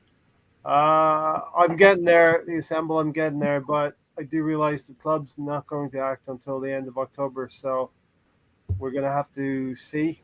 For me, the season really doesn't start till September 11th for me. These 2 next games are bonuses. I think there'll be a reaction for next Sunday, but will it be enough to beat Chelsea? You know what I mean? Call me naive. We did say hi to Sam. I don't know. Yeah, Tony was the first Sam player. Sam is back. Sam is back from enjoying it. Sam and Terrera were on, on paid leave, enjoying themselves out there. We're out here working. This guy's out there playing, enjoying himself, right in the islands of wherever he was. He's in Thailand. Yeah. Terrera is pointing up the plane. Yeah. Nice to see my hero. him and Terrera were on the same ride. See, when you put Sam and Terrera together, they get to go on the ride together. Lolo was at fault for both goals. I could just see Sam carrying Terrera around in like one of those like front backpacks, like mini me. To get some candy floss, taking him onto the ghost train. You know what I mean? The ghost train. Sam. Fighting bears in the Arctic. Well, Laka and Oba somehow know they are so ill that they won't be available for a match in 9 days' time. I get them out of my club. The only thing I can think, Tony, is that something's going to happen in the market now, right? It's that 16-day illness, right? At the end of the transfer window, they'll be miraculously fit again and ready to go. Eddie's busy cooking bangers and mash. Yeah, I just don't like them trying to deal with Barcelona. There's not really any player I would want that we're to get from them. I'd still be trying to get Martinez from Inter. I think that's the best bet. Yep. I think both players are just disgusted with what we see. Under Arteta, we don't play attacking football. They're not getting the ball, not getting chances to shoot it. I don't blame them. Usually when a player is out, if it's an injury, they tell you it's an injury. They tell you what the injury is. If they're sick, they either tell you stomach bug, cold. You know what I mean? Anything. Do you understand? Even with Ozil, we've got the back pains, back aches. This is just really ambiguous, right? Just saying they both reported that they were unwell. Is the way that wording is. The club didn't turn around and say, "Oh, you both look really well. We can't play you." The club didn't make this decision. They reported to the club that they were both unwell. That is so ambiguous, And then he followed it up with, "We're not here to make excuses. We're here to, to prove answers." So he's basically kind of also insinuating that their absence is kind of an excuse to me as well. That what they're saying about being unwell isn't quite true. There's more to it than they are medically unfit to play a game of football. The first game of the season, your captain, the face of the team, shouldn't you be turning out to the club going, "I know I'm really sick, but no, I want to play." And they went, "Oh, come on, man, you can't. No.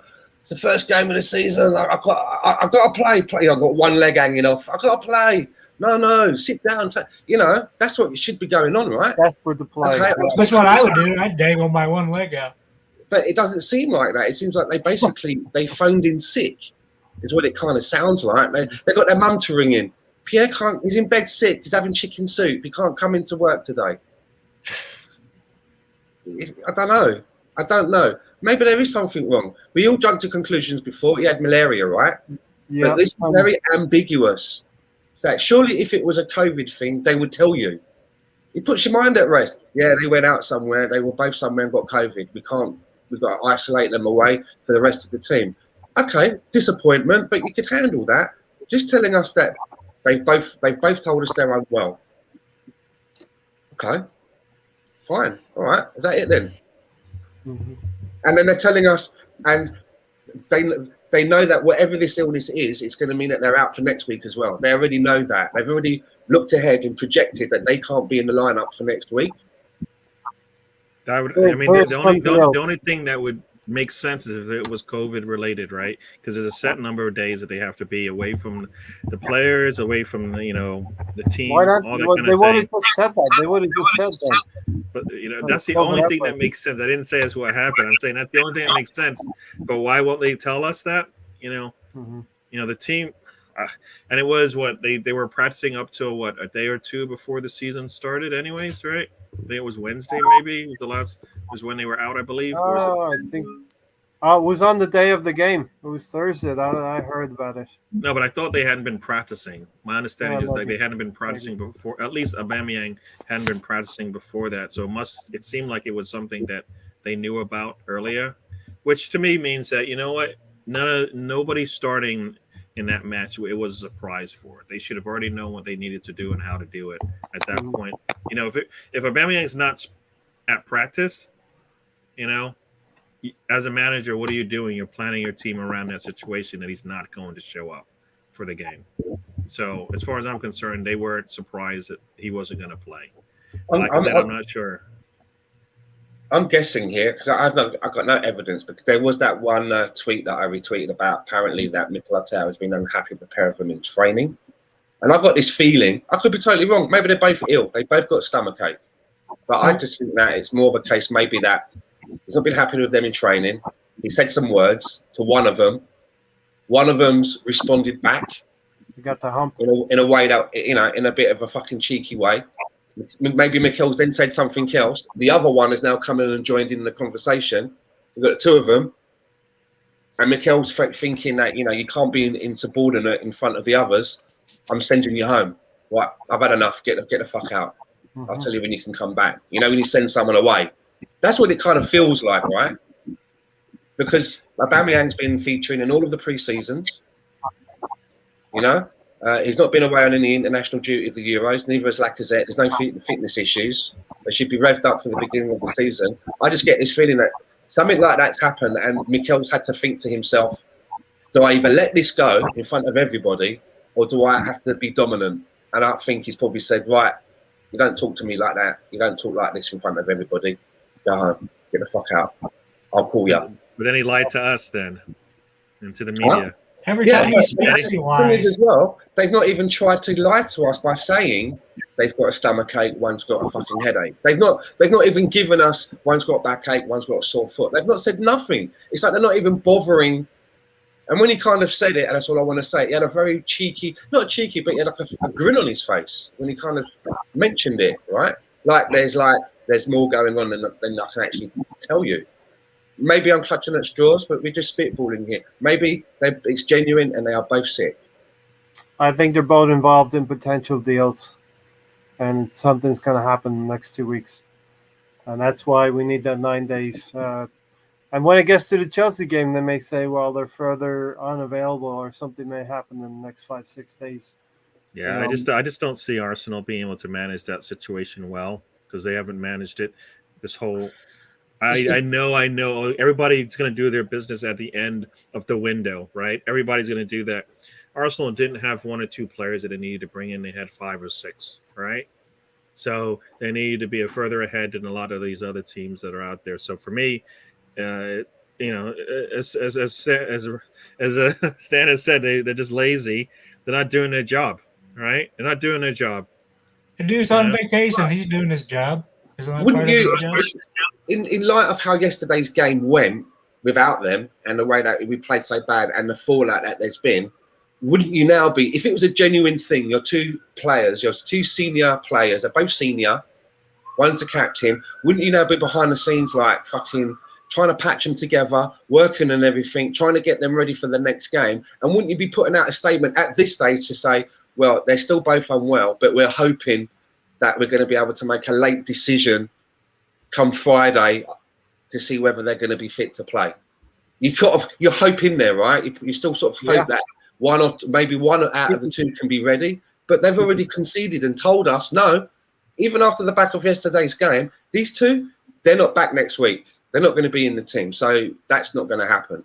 This seems a bit weird, right? I think it's going to we saw Partey wasn't coming back until January and then showed up 2 weeks later. So do we even trust them that the 9 days is actually legit, right?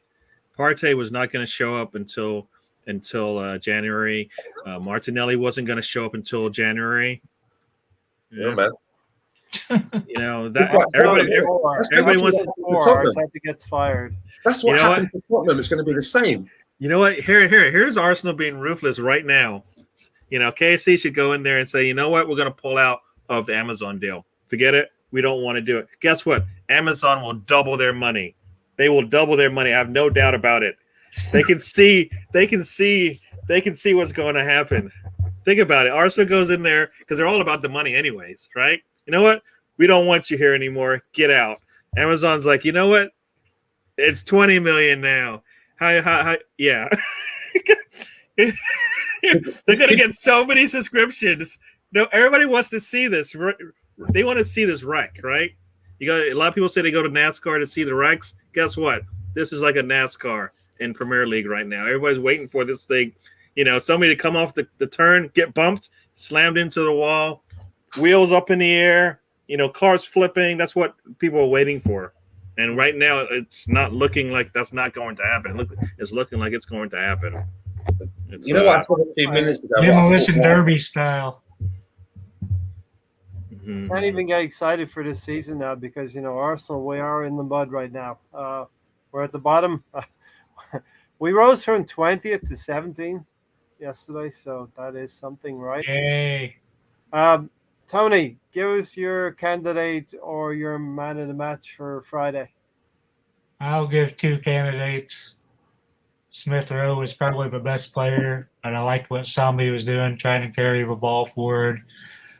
Young player, doing what you want to see, going out there, playing hard, playing for the badge, not caring what's going on in the dressing room, just going out there and playing. It's what everybody should be doing. So to me, it's Sambi. Sambi Lokonga, Stan. I'd go for Emile Smith Rowe myself. He really tried. He was able to break through the lines. And our best move came from a quick counterattack, which is the way I've always wanted Arsenal to play the last 2 years. But certain players just slow things down too much. What are your thoughts, Stan? Sorry. Two good candidates, Sambi Lokonga or Emile Smith Rowe, I think, were our two sort of brightest players on the day. And then probably followed by Kieran Tierney, just behind them. Pepe had a nice shot as well. That was a good save by their keeper. Yeah. Other than that, though, he didn't really do much in the game. But that's sometimes what you get with Nicola Pepe, right? You might get that one flash and it could lead to a goal or an assist. But yeah, I mean, this Amazon documentary thing is going to be. I mean, I hope none of it's been edited out. I'm gonna warm up to it by watching the Eagle, the one that you told me about, Crystal Palace. Oh yeah, seasons back. So we're gonna start watching that. It's interesting. Yeah. I don't want any of that. I don't want any of that tape cut and put on the floor. None of it. It's going to be Stan approved. It's going to be Stanley Kroenke approved footage. strictly vetted. I want to see all the unedited video. The move that you're talking about, Stan, with Emile Smith Rowe feeding Tierney for Pepe's shot, that reminded me of Arsenal of older years when we would transition and counterattack really quickly. And I think that's maybe something we need to do, but I just can't see it happening under Arteta. Gary, your thoughts for man in the match? Yeah, I like the options that Stan and Tony definitely presented. It's pretty easy. It was easy for it's easy to stand out in that match. Yeah. A lot of other people kind of struggled. First game jitters, maybe. I hope. I guess I'm torn between Lokonga and Smith Rowe because Smith Rowe did what we already expect from him. I think the one thing I did like about Lokonga in the game is that whenever he got the ball, it just, for me, it's like I always say this, and you may have heard me say it, but the game just seemed to slow down when the ball got to his feet, right? And to me, and then he always seemed to make the right pass right after that, be it back or forward. I would like to see him kind of, I think it'd be nice if he got to play with Partey because he would understand that even though he maybe has a defender on him, he can still make that forward motion by protecting the ball and moving forward, right? And that's one of the things that he'll probably learn to do a lot more as the season goes on, and then hopefully as Partey gets healthy. So I liked when Lokonga with the ball at his feet. I enjoyed that. Milsworth Rowe, like you said, he did. He kind of probably shined the brightest. He just was surrounded by a lot of darkness around him, basically, so it didn't really work. So I guess I'll give it to Smith Rowe, even though I think Lokonga really, I like him out there. I see no reason why he should not continue to play. You know, I would like to see him play with Partey, because I don't necessarily care if Xhaka gets an extension or not. I think I'd like that tandem more, that combo more, that dual, that midfield of those two players more for me, anyways, going forward, because I see that as the way to go. I don't think Xhaka gives us what we need. So we'll see how that pans out. What we've done so far in transfer window is added depth and added a defender, and that's it. We've not added goals yet to the team, and that has to come in the next. We took away goals. Yeah, I've left this one up, Stan, because it's a great point from Gunnar Glenn. Aubameyang's career ended the same way at Borussia Dortmund as a troublemaker, and Stan, he came to Arsenal, and everyone's like, "What's this reputation of a troublemaker?" He's been fine at Arsenal, and now it's starting to happen, I think. We did hear it, didn't we? Just before he came to us, we did hear that there were stories coming out that there was a little bit of unrest in the dressing room, and he wasn't, he wasn't being a model professional, if that's probably the best way to put it. And maybe he seems like, and while he's been at Arsenal, he's been all smiles and light, hasn't he? He's got that very infectious smile. But maybe he's one of these guys that, when he's had enough, or he thinks that someone's not with him, and against him, he's like, fuck this shit, I want to get out of it, and they just switch off. Some people are like that, I've been like that at jobs where I've enjoyed myself, and then you don't get the right kind of support from somewhere, and you don't believe that you're getting that right kind of backing, and you just think to yourself, right, there's no point in me wanting to be. And you make your mind up. No one's changing your mind for you. Do you know what I mean? Maybe he's like that, because there does seem to be a lot of indiscipline now around the guy who's supposed to be our captain. I mean, we only have to look back to the North London derby and what happened there. Yeah. We thought maybe that would be drawing a line under it. But let's see. I mean, we're going to find out at some point what is really going on. And even if there are deals being made, you would have to think that a deal would have to be in its very advanced stage, that you wouldn't play the player in case they, hurt themselves. And we've not heard anything about any advanced talks with Lacazette or Aubameyang. We've not even heard of any clubs that have really been even flirting with Aubameyang. The only club that I've heard that's been linked with Lacazette is Atletico Madrid. And now this morning, I'm starting to read about Barcelona could be looking for a forward, because Aguero is going to be out injured for some time, and they've obviously lost Messi. But we're going to find out sooner or later. Yeah. We'll get Mr. Bungle. We want Sam Greenwood on. He's probably jet lagged. He's got the link. It's up to him. It's on you, Sam. Not on me. I get enough shit from everyone else on the panel here.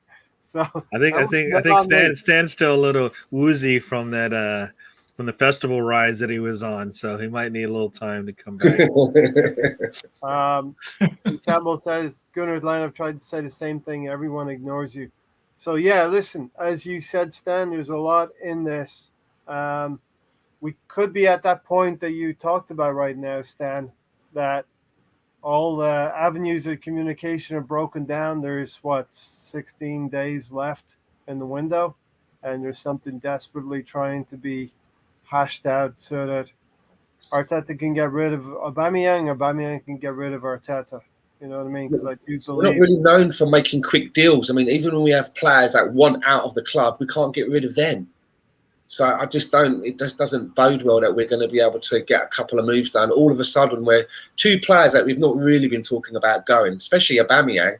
All of a sudden now, we're going to be able to get them out before the end of the window and bring in. We would need to bring in, right? If they're both going to go, at least another striker's got to come in, and they've got to be a striker that is going to be a main man. Yeah. I mean, if we can't even get Kolasinac out, and that's an easy deal. I mean, at worst, it's what, 5 million? At worst, it's £5 million or something ridiculous like that. Yeah. Why are we wasting any more time? Give the guy a prerogative. Here's the numbers, and then if he says yes to a certain number, boom, he's gone. You can move on. We don't have the time to be spending any more time whether Kolasinac or staying. Now he's trying to buy out his own contract. And you know what? And Arsenal's going to drag their feet on that one. The guy said he wants out so bad, he'll just pay for it. And that will still take another handful of days. No, I think he said that he'll leave, he basically turned around and said, obviously you don't want me here, I don't want to be here, but you got to pay me up my contract, which is around he 5 said million. he'd buy out his own contract. What, he's going to pay them 5 million? I don't. If that was the case, I mean, why has he not been given a receipt and shown? They're going to go Dutch. They're going to go Dutch on it. That's what he said, but that's hard to believe. I'd be like, how are you paying for this? PayPal, Visa, debit card? How you want to take care of this? It should be done, right? It should be done no matter what it is. If somebody says, if you know you're contractually guaranteed, you have to pay him 5, and he's willing to take half off your books, you take the half and you move on, right? Because you have to pay him anyways. Right? If you want to work it out such that if he does get another deal and some money comes to you from that deal, so be it. That's the exit strategy you decide to go with. But move on. We got bigger things to worry about. We got to make space in the squad, and we're going to go into that in more detail on Thursday. The space that we do they have to make space? They had players last time. They just didn't register. I don't think it has anything to do with space because last season they just didn't register the player. So it's not that, you know what, the numbers don't match up. If they really wanted to move ahead with this rebuild, they just get the players they need in, and those that want to waste their time and don't want to take a deal when it comes, you know, because we keep talking about being ruthless. At some point, you're going to piss off some people, but guess what? You're already pissing off everybody. So what's the difference? What's the difference if you piss off a players? Like, fans want to see something, right? You bring in the players you want. You piss off some of the players that you don't want to stay. Yeah. So be it, you know, because I think that's what they're going to have to do. This is the time for nice, you know, being nice is gone. Right now. It's time to get down to the nitty gritty. You're right, Gary. Definitely 2 weeks to go. And I think our window has distilled down to this. Whether you like to hear it or not, Erdegaard's coming. I think he's going to be in. He was always the target. He was always number one. And people who got excited about Madison, it was just that. It was just excitement. I never thought really it was going to be that certain. Whatever happens with Aubameyang and Lacazette, I think Tony is tied with Martinez at Inter. Would you kind of agree with that? I've seen there an article with Edward. He's asking for a lot of money, but 85,000 a week is not really a lot for Arsenal. We could do something there. Yeah, we give everybody that's like starting wages at Arsenal. And then there's Husam Aouar is just hanging out there, Gary. There's so many players within our price range, I believe, right? Right? There's a lot of players that we can go out and get that will make the team better, right? You look at that name, Basuma, Edouard, Aouar, you know, or people saying even Max Aarons, I don't know. But I'm just saying there's enough players in that less than 40 million range that we can go out and get if that's what they want to do, you know. So it shouldn't. It's lazy. They don't want to do it. They don't want to do it because it requires them selling players. And guess what? They can't do that. Mm-hmm. That's the problem, right? They can't sell a player, even players that want to leave, right? They can't sell them, right? How is Xhaka still on this team? How is he still on this team? No, I mean, apparently he's the face of the team now. He's the epitome. He said, "Wow." Yeah, he wanted to leave. You said, all right, go out there. A deal could have been made.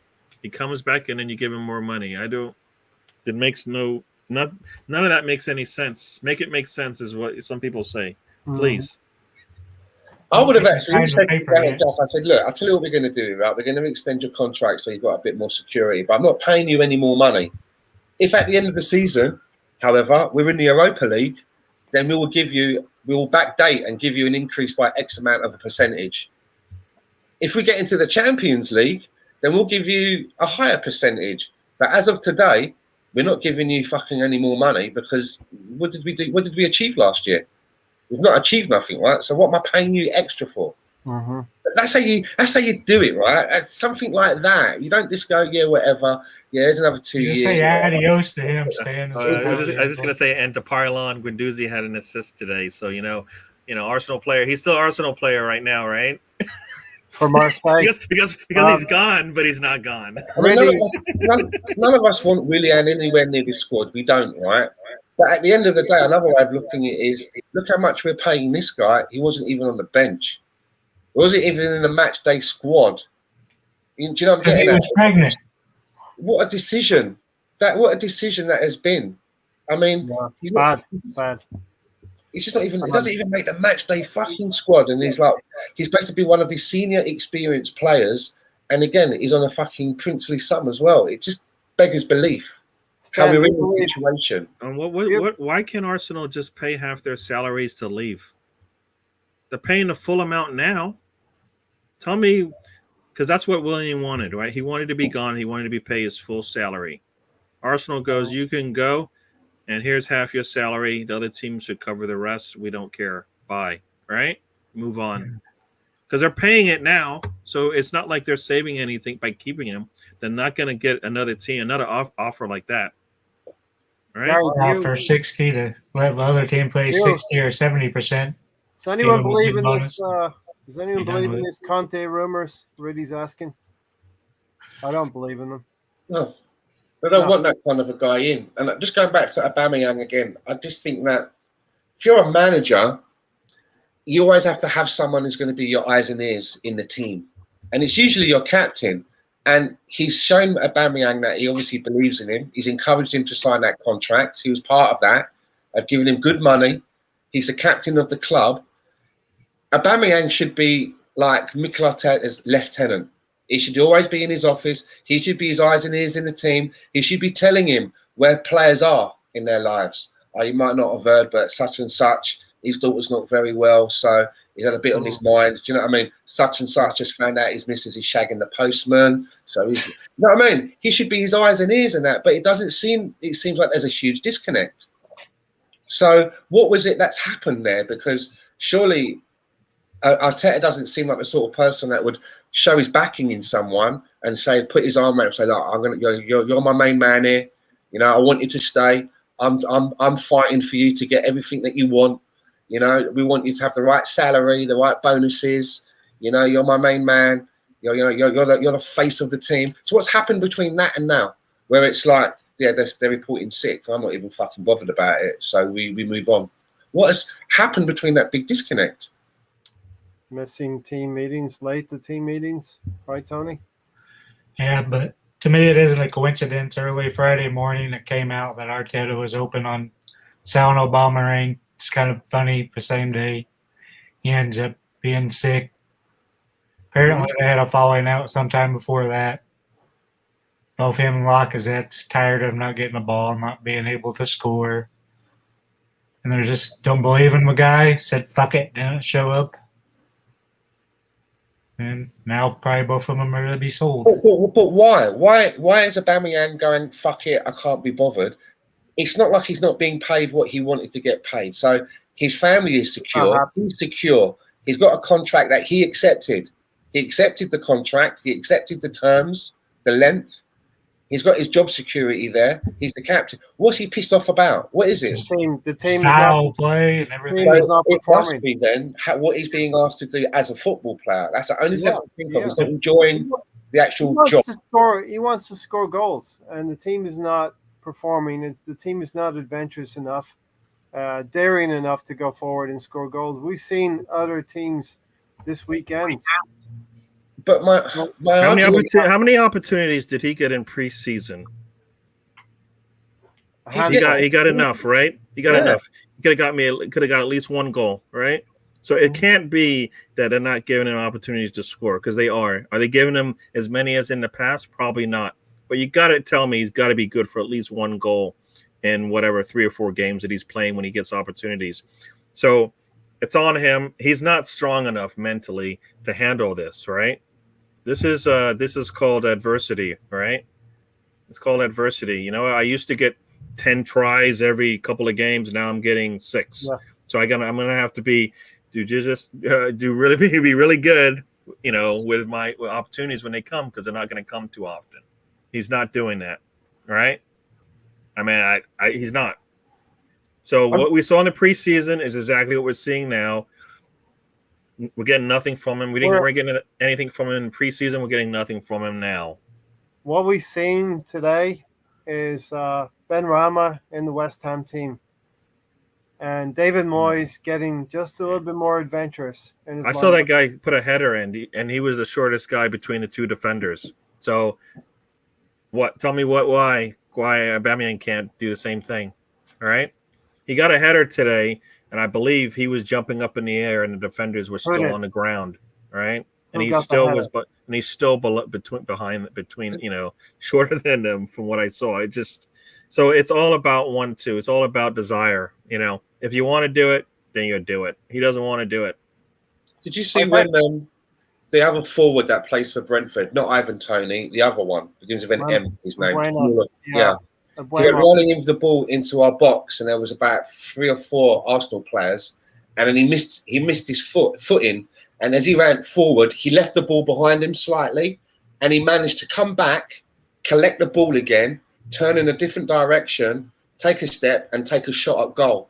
And while all of that happened, not one of the Arsenal players made any move. They were all just static, standing still while he ran in there, missed the ball, had to run back to kind of collect it, and still got a shot off. And no Arsenal player was in there. And he was surrounded by Arsenal players. And I saw that, and I just thought to myself, what is going on here? Yeah. What is going on? I just want to follow up on what Gary said about Aubameyang. Because there's a part of me that says, well, is it what he's being asked to do as a football player? But when I've seen Aubameyang play now, 2 things are happening. He's either out on the left, crossing the ball in, which I don't want to see. I don't think that's what his job should be. He should be in there trying to receive the ball, not in there putting it into the box. Or he's in the penalty box. He looks like he's in a good position, and he's just fluffing his lines every time. He's taking kicks at the ball and hitting air and falling over. I've seen him do that in pre-season. So it's not like he's not getting any service. So it kind of negates a little bit. Well, is it the tactics? I can't put my finger on it. I really can't put my finger on it, because there's a part of me that says these tactics have got to be predictable and not working. But then I do also see Aubameyang getting into good goal-scoring positions and not making the most of it. And then I look at Balogun and Martinelli, for example, and you think that a day like Friday are the days that people like them are waiting for, where the 2 players that are ahead of them, for whatever reason, are both out. Something that's really going to happen. And all of a sudden now, the manager's looking at you and saying, you're going to play today. Fuck. You're not starting on the bench. You're playing today, and I'm starting you today. And they didn't look like players that had that bit between their teeth to me. And Martinelli, as we know, Martinelli always looks like he's got the bit between his teeth. So is there some kind of a funk going on behind the scenes? Because as I said earlier, bringing them out early for kickoff, all of their fucking faces look like they've got faces like smacked asses, and Mikel having a face like thunder. You'll see that in the All or Nothing, I'm sure. He's probably turned him a new asshole. Oh yeah, we're going to probably see that half-time talk, wouldn't we? That'd be interesting. Yeah. Like you're saying here, Stan, the Arteta eye test, what the fans see versus what the club will do. I always think there's probably about 3 or 4 weeks between the fans being done with Arteta and then the club acting on it. So I think we're getting close to that point. Is there any possibility, though, that something is really, really wrong at the club? We're starting to see it with Lacazette and Aubameyang. We've been talking about it. We see it with a lot of other situations, and we see it on the field. So, can you put your finger on it? I think that if people like Aubameyang are sitting at home, when you're at work and you're going through a bit of a shit time and you're not getting on with your boss and you're not enjoying the work, and you come home and you sit down and start telling your missus about it, just because you don't have someone to talk to. I've got a feeling that if Aubameyang and a couple of other players are sat around talking to their missuses and they're saying why they're unhappy at work, it's speculation. I've got a feeling that they probably describe their boss as being a bit arrogant. I think that's where it is. There's some arrogance in there, you know. To play Emil Smith-Rowe as a false 9 in the semi-final of our biggest game is arrogance. Playing Willian as a false 9 is arrogance. Playing Granit Xhaka as a left back is arrogance. And playing Saka the next game, that doesn't matter at all. And I think that they're getting a little bit pissed off now with the way that he's managing the team and the decisions that he's making. He's off there in cloud fucking cuckoo land, like with all of these beliefs that he's trying to do. You know, as I say, he's not Pep Guardiola. He's not, and we ain't got the players that Pep Guardiola has. he should be trying to, instead of trying to fit square pegs into round holes, he should be trying to use the team. He should be going, okay, this is what I want to do, but until that time comes around, I'm going to have to do this because this is what I've got. I was gonna say we say it all the time, right? Don't compare Pepe to that $72 million contract. Don't compare Arteta to Pep. Because that's what we're doing when we bring it up. That's why he's got the job, right? It's because he had some association with Pep, and we're expecting to get something to have rubbed off on him, and we're expecting to see that. So far, 18 months, I don't know what I've seen. Have we seen anything that you could go, you know what? That's something that Pep would have done. I still think is what Stan said a long time ago is all about money. He's the cheapest option. That's why we went with him. Yeah, and Brady just said there's another protest planned for next Sunday. So the protests should never have stopped.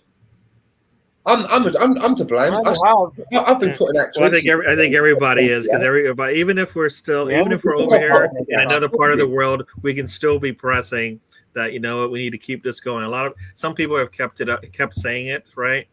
But yeah, it needed to keep going. And some people just don't, like you said, giving up on it but the first game, now the question is going to be, it's the first match of the season, first home match. You don't want to do a protest for that, do you? We'll say, wait a second. We do, right? Nothing. No matter if we beat Chelsea 5-0, we still want changes, right? We still want certain people out of the club, right? You're always going to get different perspectives, Gary. No, but I mean, the reason why you're protesting is what? It's because of people at the top. It's not because of Arteta necessarily, right? Or right? Garlic. It's not really about that, right? We're not protesting those guys. We're protesting KSC, right? That's who they're protesting, right? Because it starts at the top, it trickles down. Yeah. And that's what that's the only change that will make any kind of significant change to the way Arsenal does its business. So that's not going to change whether or not they win or lose, because we just lost. We have heard, we're not expecting to hear anything from KSC, but you would think at least you would see that in the actions of the team in regards to what they do next. They've done nothing next, as far as I'm concerned. What will change from week to week is the appetite of the supporters. I mean, everybody wants KSC out. I think you would get 100% there, but you're not going to get everybody protesting at the same time every week. I really, really want the Cronkies out, and then, they're doing okay. You're going to get. I don't think anybody's ever saying that, right? No. If those fans that are Arteta out woke up tomorrow morning and got their wish, the Cronkies pull the trigger and they get rid of Mikel Arteta, the question you then got to ask yourself is, well, who is going to appoint the next manager? Who's making those decisions? Is it the Cronkies? Is Vinay going to make recommendations? I mean, as I'm saying it, I'm laughing. Is Vinay Venkatesham going to make fucking recommendations to the Cronkies about who would make the fucking decision? What are they going to do? Write names down on the back of a fucking fag packet? Who is? They'll get a cigarette paper, write a manager's name down, put it on their forehead, and they've got to guess who's going to make these decisions. That's the thing, right? Yeah, and you got to think of it this way: if they get rid of Mikel Arteta tomorrow morning, and let's say they approach a Conte, let's say you get your wish, and they say, right, we're gonna push the boat out, we're gonna pay a little bit more money for a manager, let's go and attract Conte. Who at Arsenal Football Club has the qualification to sit down at a table with someone like Conte, who knows the fucking game, knows the game, and is going to sit there and sell him what Arsenal want to do? Who's got that skill about football, that knowledge, that kind of a vision to sit at a fucking table with someone at the level of Antonio Conte and then fucking sell a vision? It would be fucking comical. Vinay hasn't got the fucking skills or background to do that. The Cronkies haven't. Who is it? Gunnosaurus? Who's selling a vision to a top class manager? You're basically at a stage where you're sitting there eyes wide open and you're asking a manager to come in and sell you a vision. What can you do for us? Because we don't know where we're going. We ain't got a fucking clue. What really can you do for us? Sad situation. Very, very sad situation. Yeah. Very, very sad. Yeah, and that's why it doesn't matter what's going on with the matches. The protests aren't to fix Arteta. right? They're not to fix Adu, they're not to fix Vinay, Garlic, anybody you name. It's only to fix one group, Stan and Josh, right? That's it. Yeah. That's the only thing that right now will make a difference, because nobody's coming, right? That shining knight on the horse, nobody's coming to save today. One, because they won't be even allowed to get through the guard, the gate across the moat or whatever. They won't be allowed to come in, because guess what? They will speak their mind, and guess what? They don't want to hear that, right? Arteta didn't come in saying what he's going to do better based on what they didn't do before.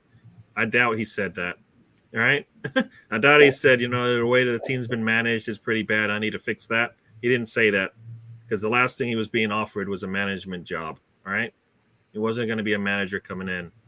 So that's where we are right now, right? Mm-hmm. That's why the protests, they don't need to stop. Yeah, but our Arsenal fans are not. They have to see the earth burn before they all, they have to see the earth burn before they come out and go, you know what? It's a little hot out here. I think I better, I better say something, right? My sprinkler system isn't working anymore, Has anybody got any after sun? It's a bit hot, isn't it? I think Arsenal fans are the most forgiving, it seems. We're not forgiving. We just push it off to the. I don't think it's forgiving, because I don't believe you can talk to any Arsenal fan. I don't believe they all would say, yeah, I like this management structure that we have here. I like who's running the team. No, but are they going to actively go out and do anything about it, like protests? The protests started off hot and then it got lukewarm. We took our feet off the gas. We all did. I did as well. I would put tweets out about something, and I'd be, oh, fuck, I didn't put hashtag Cronky out. I wanted to put hashtag Cronky out, no matter what I'm tweeting, just to keep it trending, right? You keep it big. That's what it's meant to be for. I keep forgetting. So we've taken our foot off. It started off really good. There was something happening, and for whatever reason, we all just, oh, what's that over there? There's something shiny. There's something. Look at that. We all kind of got distracted, but we need to step it up again, and we need to keep on it, and keep going and keep going and keep going and keep going. Yep. And thinking that Tony, what he says there, I'm like, how has that happened? Because the guy hasn't practiced and played for a team that wants him in months. All right. He's Most of played our well. fans don't want Odegaard. From what I can see, I put a poll out a few weeks ago with a few names on it, and Odegaard came at the fucking bottom. Yeah, that surprised me. When he was with us, I remember everybody being really pleased with what he was doing. I was. Mm-hmm. Remember as well, he hadn't played very much football before he came to us, and he got an injury. It's all about the big names, Stan. Did you have Madison in that poll, Stan? On there. Say again? Did you have Madison in that poll? Yeah. Yep. Well, there you go. I think I had Madison, Aouar, and Odegaard came last. And I was surprised at that. But on top of that, I've seen so many people tweeting and making comments that they don't really fancy him at all. And I don't get it. I don't know what you expect us to get. We finished 2 seasons in a row. You don't think that he can help us? He's 22. He's got a lot of ahead of him. It's only going to get better and better. I think he's ideal. I really like the guy. Maybe I'm just in a majority or a minority of one. I don't know, but I don't understand where it seems to be a big shift. It seems to be a big shift against Odegaard. He's not the one. He can't do nothing for us. All three of those players. All three of those players do one thing for us. They improve us. Their percentage wise might be different, right? The amount of influence they have on the game for Arsenal might be different, but they all improve us. And I'm telling you, that's all I really want is some improvement from one player, the next player that we bring in. It's got to be some improvement from what we got. Odegaard's already proven that he can improve us. So. But just bringing in the names and the players is not the answer, because for me, Chelsea proved it, right? Frank Lampard, Chelsea legend.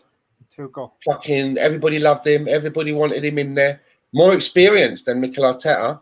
Plied his trade down in the Championship. Got given money. Yeah, they had a bit of a ban, but when they overcame the ban, they still brought players in, right? And they brought a couple of players in just before Frank came in to kind of help him bed in. and he couldn't get a tune out of those players. They pulled the trigger. They saw the signs early. They pulled the trigger. And what did they do? They went out and got an experienced manager, and an experienced manager that didn't bring players with him. It wasn't like in the summer and he came in with 3 or 4 players that he'd already worked with. He went in there using the exact same tools that Fat Frank had, and he got them a Champions League final. And I'm sorry, that has to be some kind of a blueprint to show you how it works as a manager. Because as good as Mikel Arteta might be one day in the future, Arsenal Football Club should not be used as a fucking training ground for a manager's first run around the block. There's too much at stake. There's too much at stake. And it was a bold gamble bringing him in.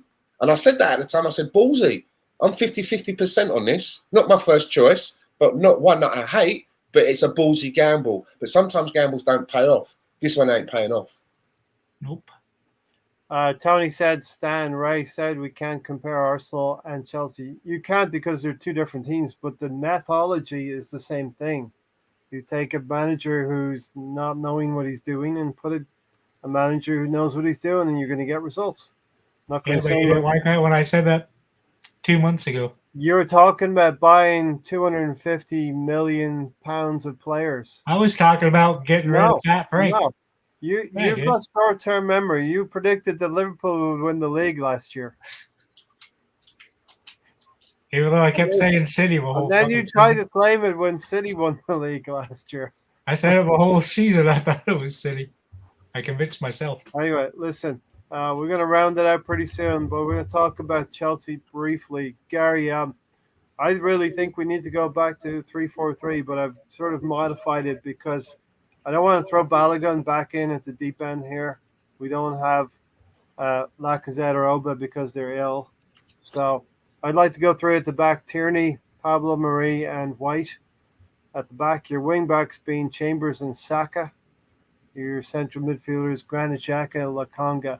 And I'm playing Emile Smith-Rowe as the 10, with flanked by Martinelli and Pepe.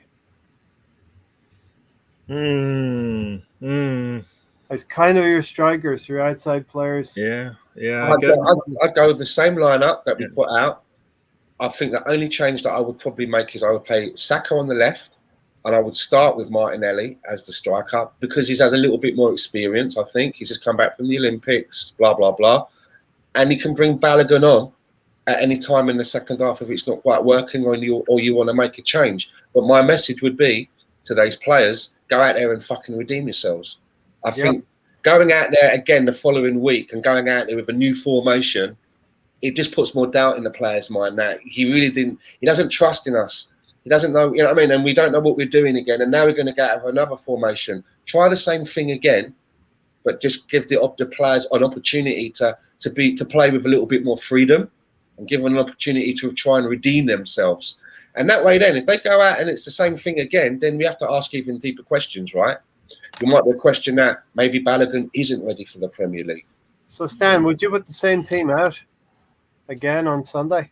Yeah, I mean, look at what we've got available. Yeah, we ain't got any other defenders that can come in there at the back.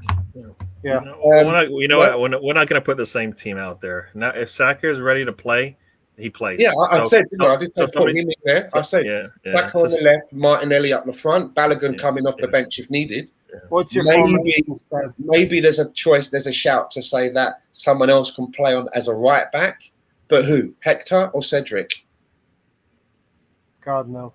Not much of a fucking. No, I mean, it's kind of weird because we need somebody on the bench that can change the pace of the play, right?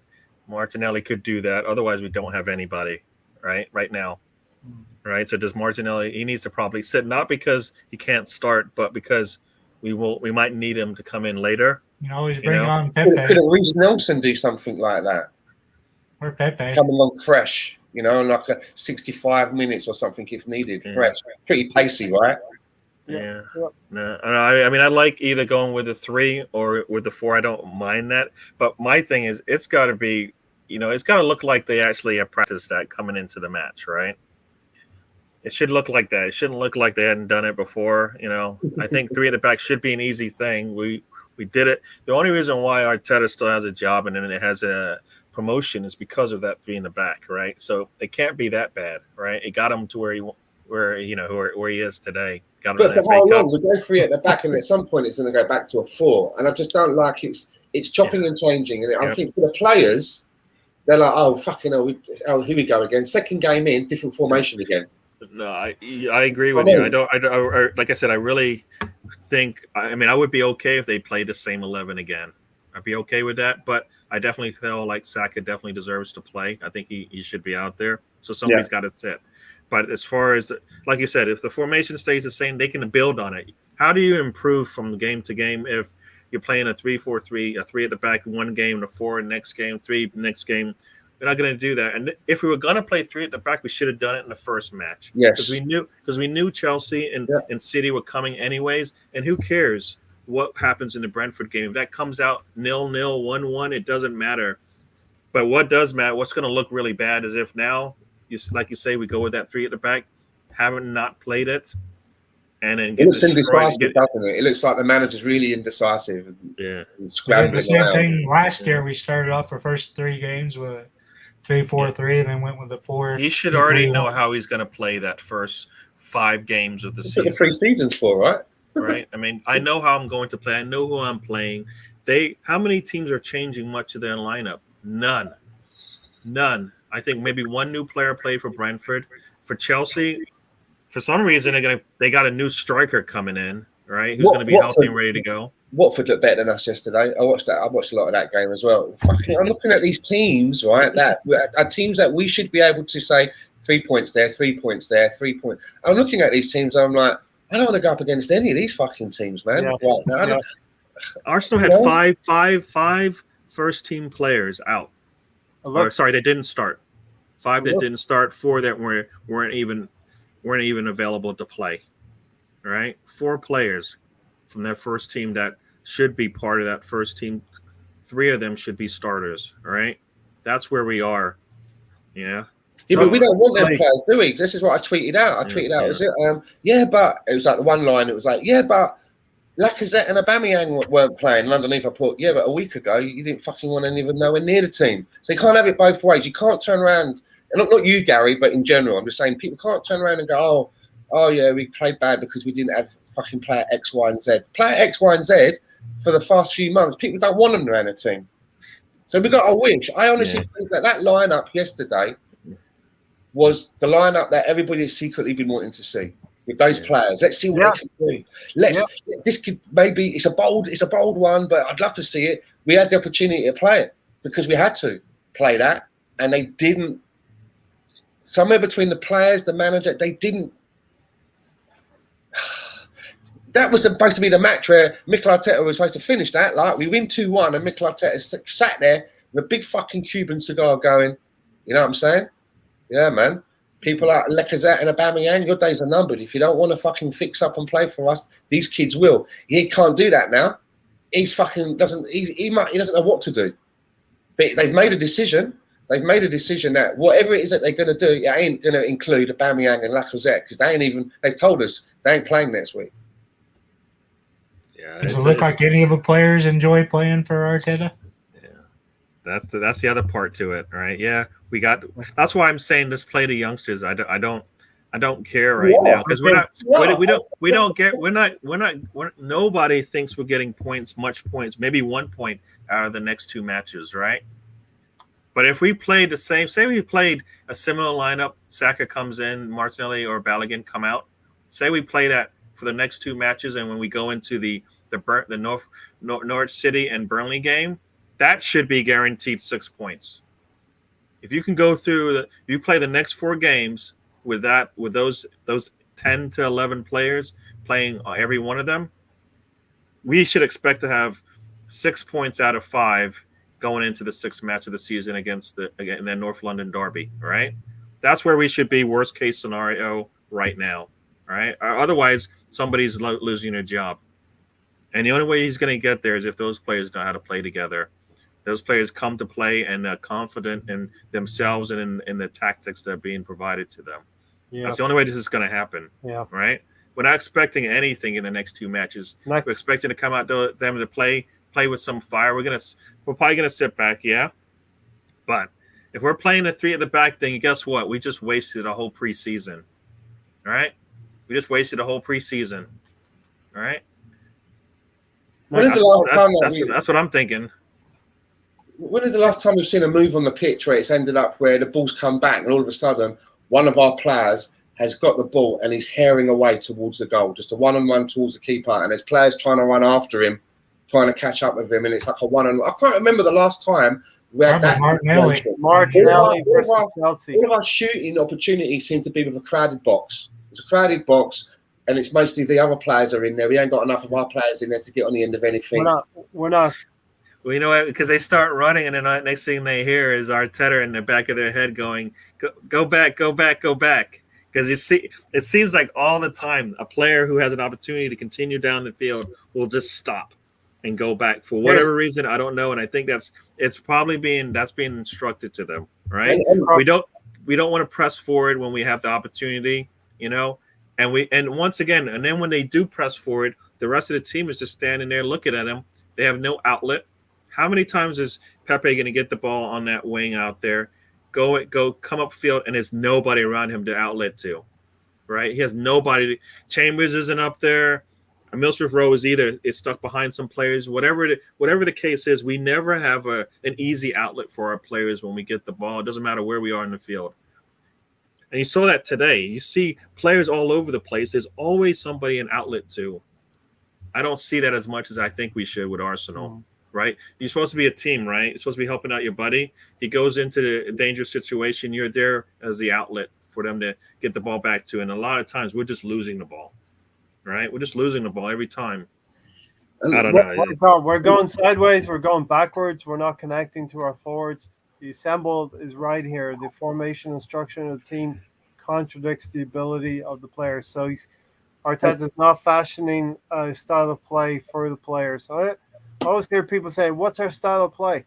Your players dictate the style of play, and you need to play to their strengths. But they can't do it when they're getting micromanaged every fucking second. Exactly. I mean, who likes to have their boss looking over their shoulder as they're doing the job? Nobody. You know what I mean? And you also, don't go to your job happy doing that. Can I ask as well? It's like when we buy a defender, why can't the number one attribute when we're looking at a defender be defending?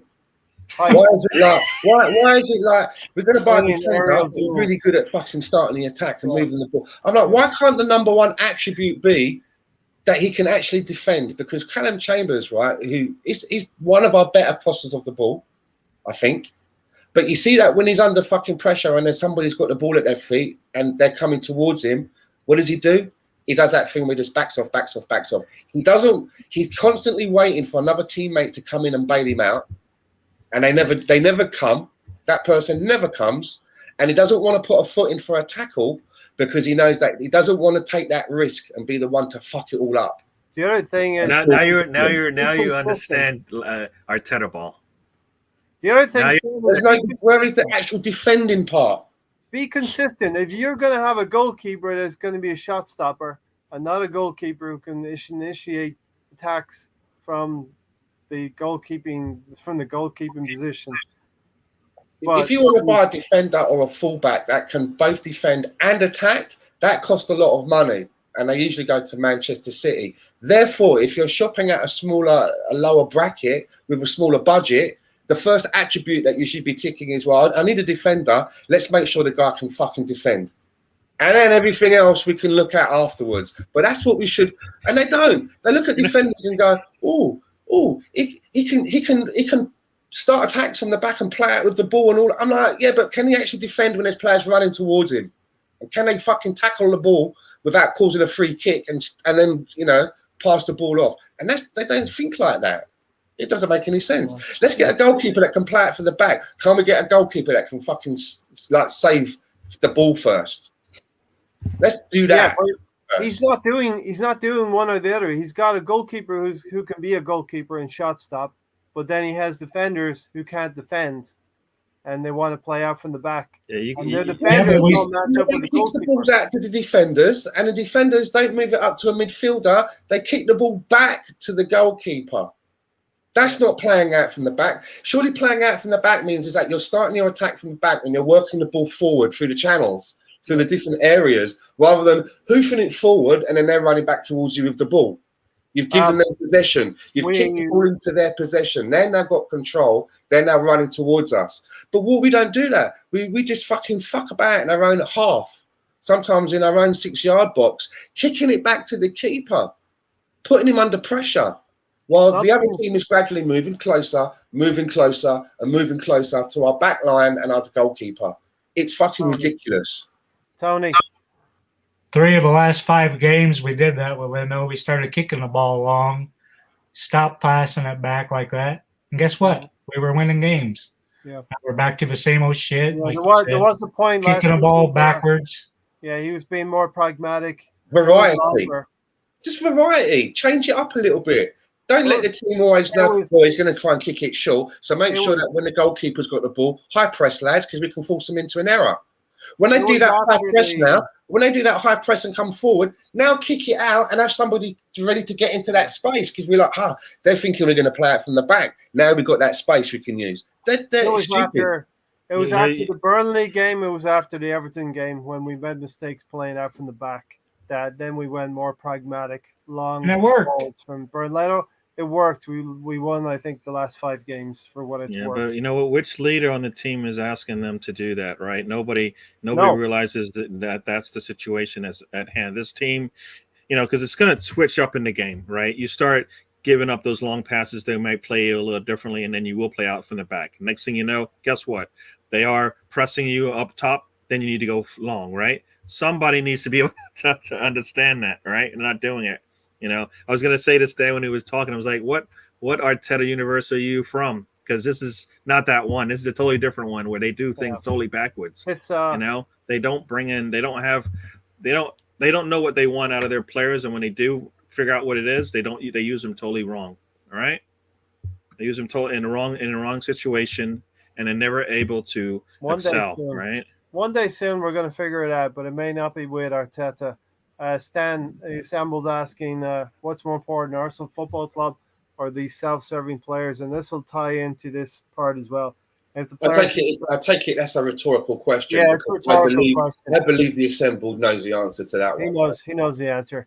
But he's tying it into if the players are striking or downing tools, I'm sorry, Arteta has to win that battle. If the players win, this mayhem is totally in control. Unless you get a manager who is a disciplinarian like George Graham back in the day. I don't think they are down in tools. Look at that team that we put out yesterday. That was a team of a lot of young heads, Mikel's men. There was no one from an old regime sort of hanging there. And even if you say Xhaka's from the old regime, he just made him captain and gave him a nice contract. So he's saying, like, you're one of my men. Granite, you're in there. So I don't buy into that. There. Here's the issue then, Stan. They are following Arteta's instructions, which are flawed. Yeah, I just feel that this style of play, having him barking constantly on the touchline for 90 minutes, is somehow inhibiting the players. Because as Gary said earlier, by the time he's telling you to do something, the moment's gone anyway. And then if you've done something that he didn't like and he's there now telling you during the 90 minutes, you should have done this, you should have done that. Well, guess what? I'm not focusing on the game now. I'm standing here listening to you. While the game is still going on around me. Save it till half-time. Tell me about it at half-time. Or if you have a leader on the pitch, guess what? You communicate it to him. He distributes it to the rest of the team. Exactly. Hey, look, fellas, we're not following what we're supposed to do. Do it. Let's go. That's what we practice all week. This shouldn't be something new, right? When Arsene Wenger had a team of men, a team of invincibles, sometimes he didn't have to say a word. Well, no. Think about what you just said there, right? This is football. These players have been playing football for how many years now? All right. If a defender's all over you, on top of you, guess what you do, right? You spin away from him, right? Or you what is this thing? There's turbulence. There's turbulence in the air. Everybody put their seatbelts on because we're going in. It's gonna be a tough landing. It's gonna be a tough landing. The lights on the runway are out. This is what's it call it? This is what's Gary's his got name? the controls. John McClane is gonna save the day because the lights on the airport are out. There's no power, so we're coming in tough. But in reality, now I lost my train of thought with that one when I went off Sorry, tangent Gary. there. Huh? I said sorry. Yeah. No, what were we talking about now? How shit Arsenal are. Oh yeah, well that's You just said it. Well, I had a very specific thing. A specificity of the conversation was there. Yeah, I was moving in a direction and then I lost my train of thought with the. I think. Well, we were talking about the George Graham and the players figuring things out at halftime. Yeah, no, like I was saying, none of what we're asking them to do is things they haven't done before, right? Yeah. And I always like to say that, take what the defense gives you, right? That's what players do, right? They take advantage of the situation, right? If a team is going to press you high, you have to have an answer for that. And you've been given that answer so many times in your footballing career, right? They're going to press you high. You got to beat the press, right? You got to probably go over the top of them. They're going to sit back. You're going to work your way up the field because they're going to gradually give that to you as you move the ball up the field. So whatever they want to do, you have an answer for it. It should, like you said, it shouldn't be Arteta now is changing the plan now. Nah, you already know that because guess what? You've done it before for your whole career, right? We talk about all these players haven't played football for like 15 years, right? At least 15 years they've been playing, most of them, right? Since they've been really little, they know how to play this game. Let them play, right? Mm-hmm. It shouldn't be that. It's not that difficult, right? There's a style that the manager wants, but there's also got to be a caveat to that when the defense says, you know what, I got an answer for that one, right? If not, you're not doing your job as a manager. So I think, yeah, it is that easy. It is that easy. Let's take a look at our defence, right? Obviously, Mikel Arteta wants us to play with a back four. We played with a three, but it's obvious that he favours a back four, which means that we're going to have a centre-back pairing of two players. As much as I like Gabriel Megalegs and Ben White, I don't know too much about him, but that's basically what we're looking at. Is going to be when everybody's fitting well, it looks like they're going to be our centre-back pairing. And for me, as much as I like either one of those players, together, I think it's a bit of a disaster waiting to happen. I don't see any experience in there. I think that a centre-back, 23 years old, you're still learning, right? Yeah. You need to be playing alongside someone who's pointing to little. As a game is getting you through, not getting you through the games, but you're learning on the job. And they're both learning off of each other. They're both at a similar level. It worries me that when everybody's fit, that's going to be our centre-back pairing. Where is the experience in there? Tierney's not much older on the left back side. On the right back side, again, there doesn't seem to be a lot of experience in our back four. I suppose the hope is that in 2 years they'll have that experience. But how are they going to grow over that 2 year period where they're growing? There's nothing in there other than your training sessions. Do you know what I mean? There's no one next to you. No. I just think that if you've got a 23-year-old in there, someone who just turned 23, 22, that kind of an age, the other guy next to him needs to be a little bit more travelled.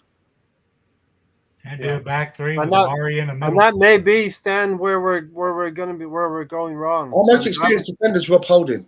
David Luiz to Ben White. You're losing a lot of experience there. Our most experienced defender is Rob Holding. He's not part of the first team starting 11, apparently. Yeah. So, Tony, final thoughts? It's your moment to shine here. Come on.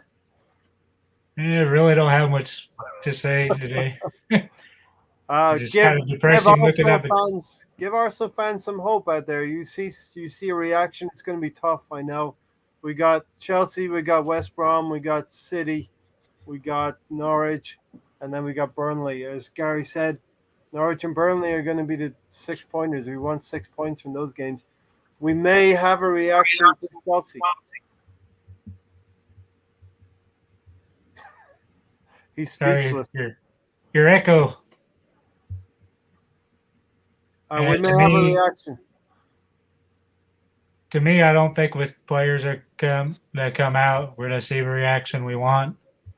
unless he goes with a total youth squad, which you don't know with Arteta if he's going to do it or not. He'll probably put a few of the sons of Arteta in there. I just think the players have lost faith in the manager. They're not going to play for him. Might as well go ahead and sack the guy. Yeah, I was thinking they've lost faith in him. I was thinking there's a revolution, but I think, as Stan said, the young players believe in Arteta and they're carrying his instructions out to a T. And I just think it's too conservative. It's too much to their hindrance with them constantly being micromanaged. Tear it up and just play. Like we've seen Newcastle and West Ham today. We've seen United. Stan, final thoughts after your swig of beer? I want to thank everyone for coming in and watching us today. It's been not an easy one because the content that we're talking about, it's not easy to talk about. Arsenal being embarrassed pretty much. We talked about this last Thursday. This is what would or could happen. And they didn't let us down. And Ivan Toney, I think, was tweeting out some stuff like that was a walk in the park. You know, nice little kickabout. He said something like that was a nice little kickabout. Yeah. Until we start playing, we've got no respect out there, Stan. No. And we should have to earn that respect. Final thoughts. Where do we go from here? Because the next team that we play is markedly better than the one that we've just played. Just a little bit. There's no one that's injured that can come in and save us. The two forwards are not going to be there. We've basically got to play the same team. Maybe the only starting difference is if we put Saka in and make a choice whether we start with either one of Balogun or Martinelli and have one of those on the bench. And then there's part of me, I'm glad it's going to be the same lineup because I want to see. I'm not into all of this. Well, they might have had a bad day, but we'll never know now because the other players are coming back in. Let them fix this mess. I want to see what they've got about them, and I want to see. It doesn't matter if they lose, but it's the manner.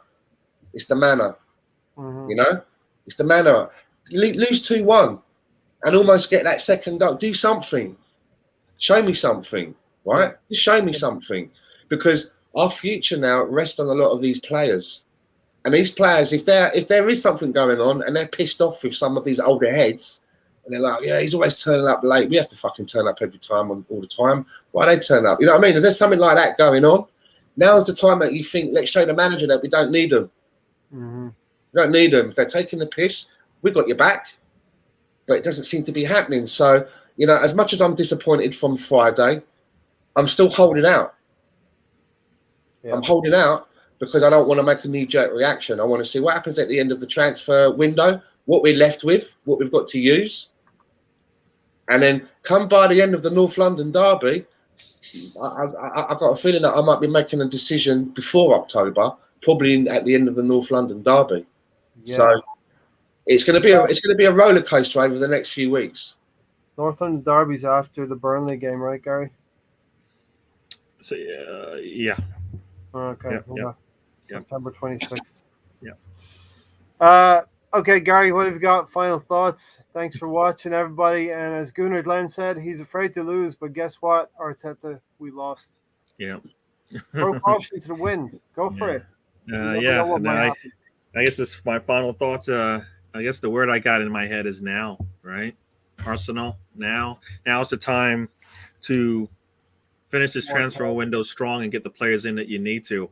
Do your business now. Get it done. We don't have a handful of days like the report is that to finish up the Odegaard deal. We don't have a hand of days to finish up most of our deals. They need to be done now, right? Now we need to be preparing for our next match against Chelsea. That 11 should be already ready to go, right? That should be penciled in, penned in, whatever you want to call it, ready to play.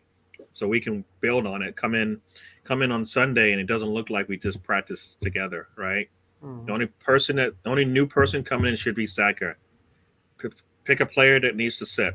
You know, it could be Martinelli. For me, it might be Martinelli because he could bring in a change of pace. But I would understand going with your strongest 11 right now, which would mean Balogun sits. But now is the time to figure that out. You know, you've got suppose you have 9 days. You had 9 days from the time that that first match ended to start to think about what to do next. It should be, what they're how they're going to play, and let's get it done now. Now the season has started, right? So we got to enjoy it.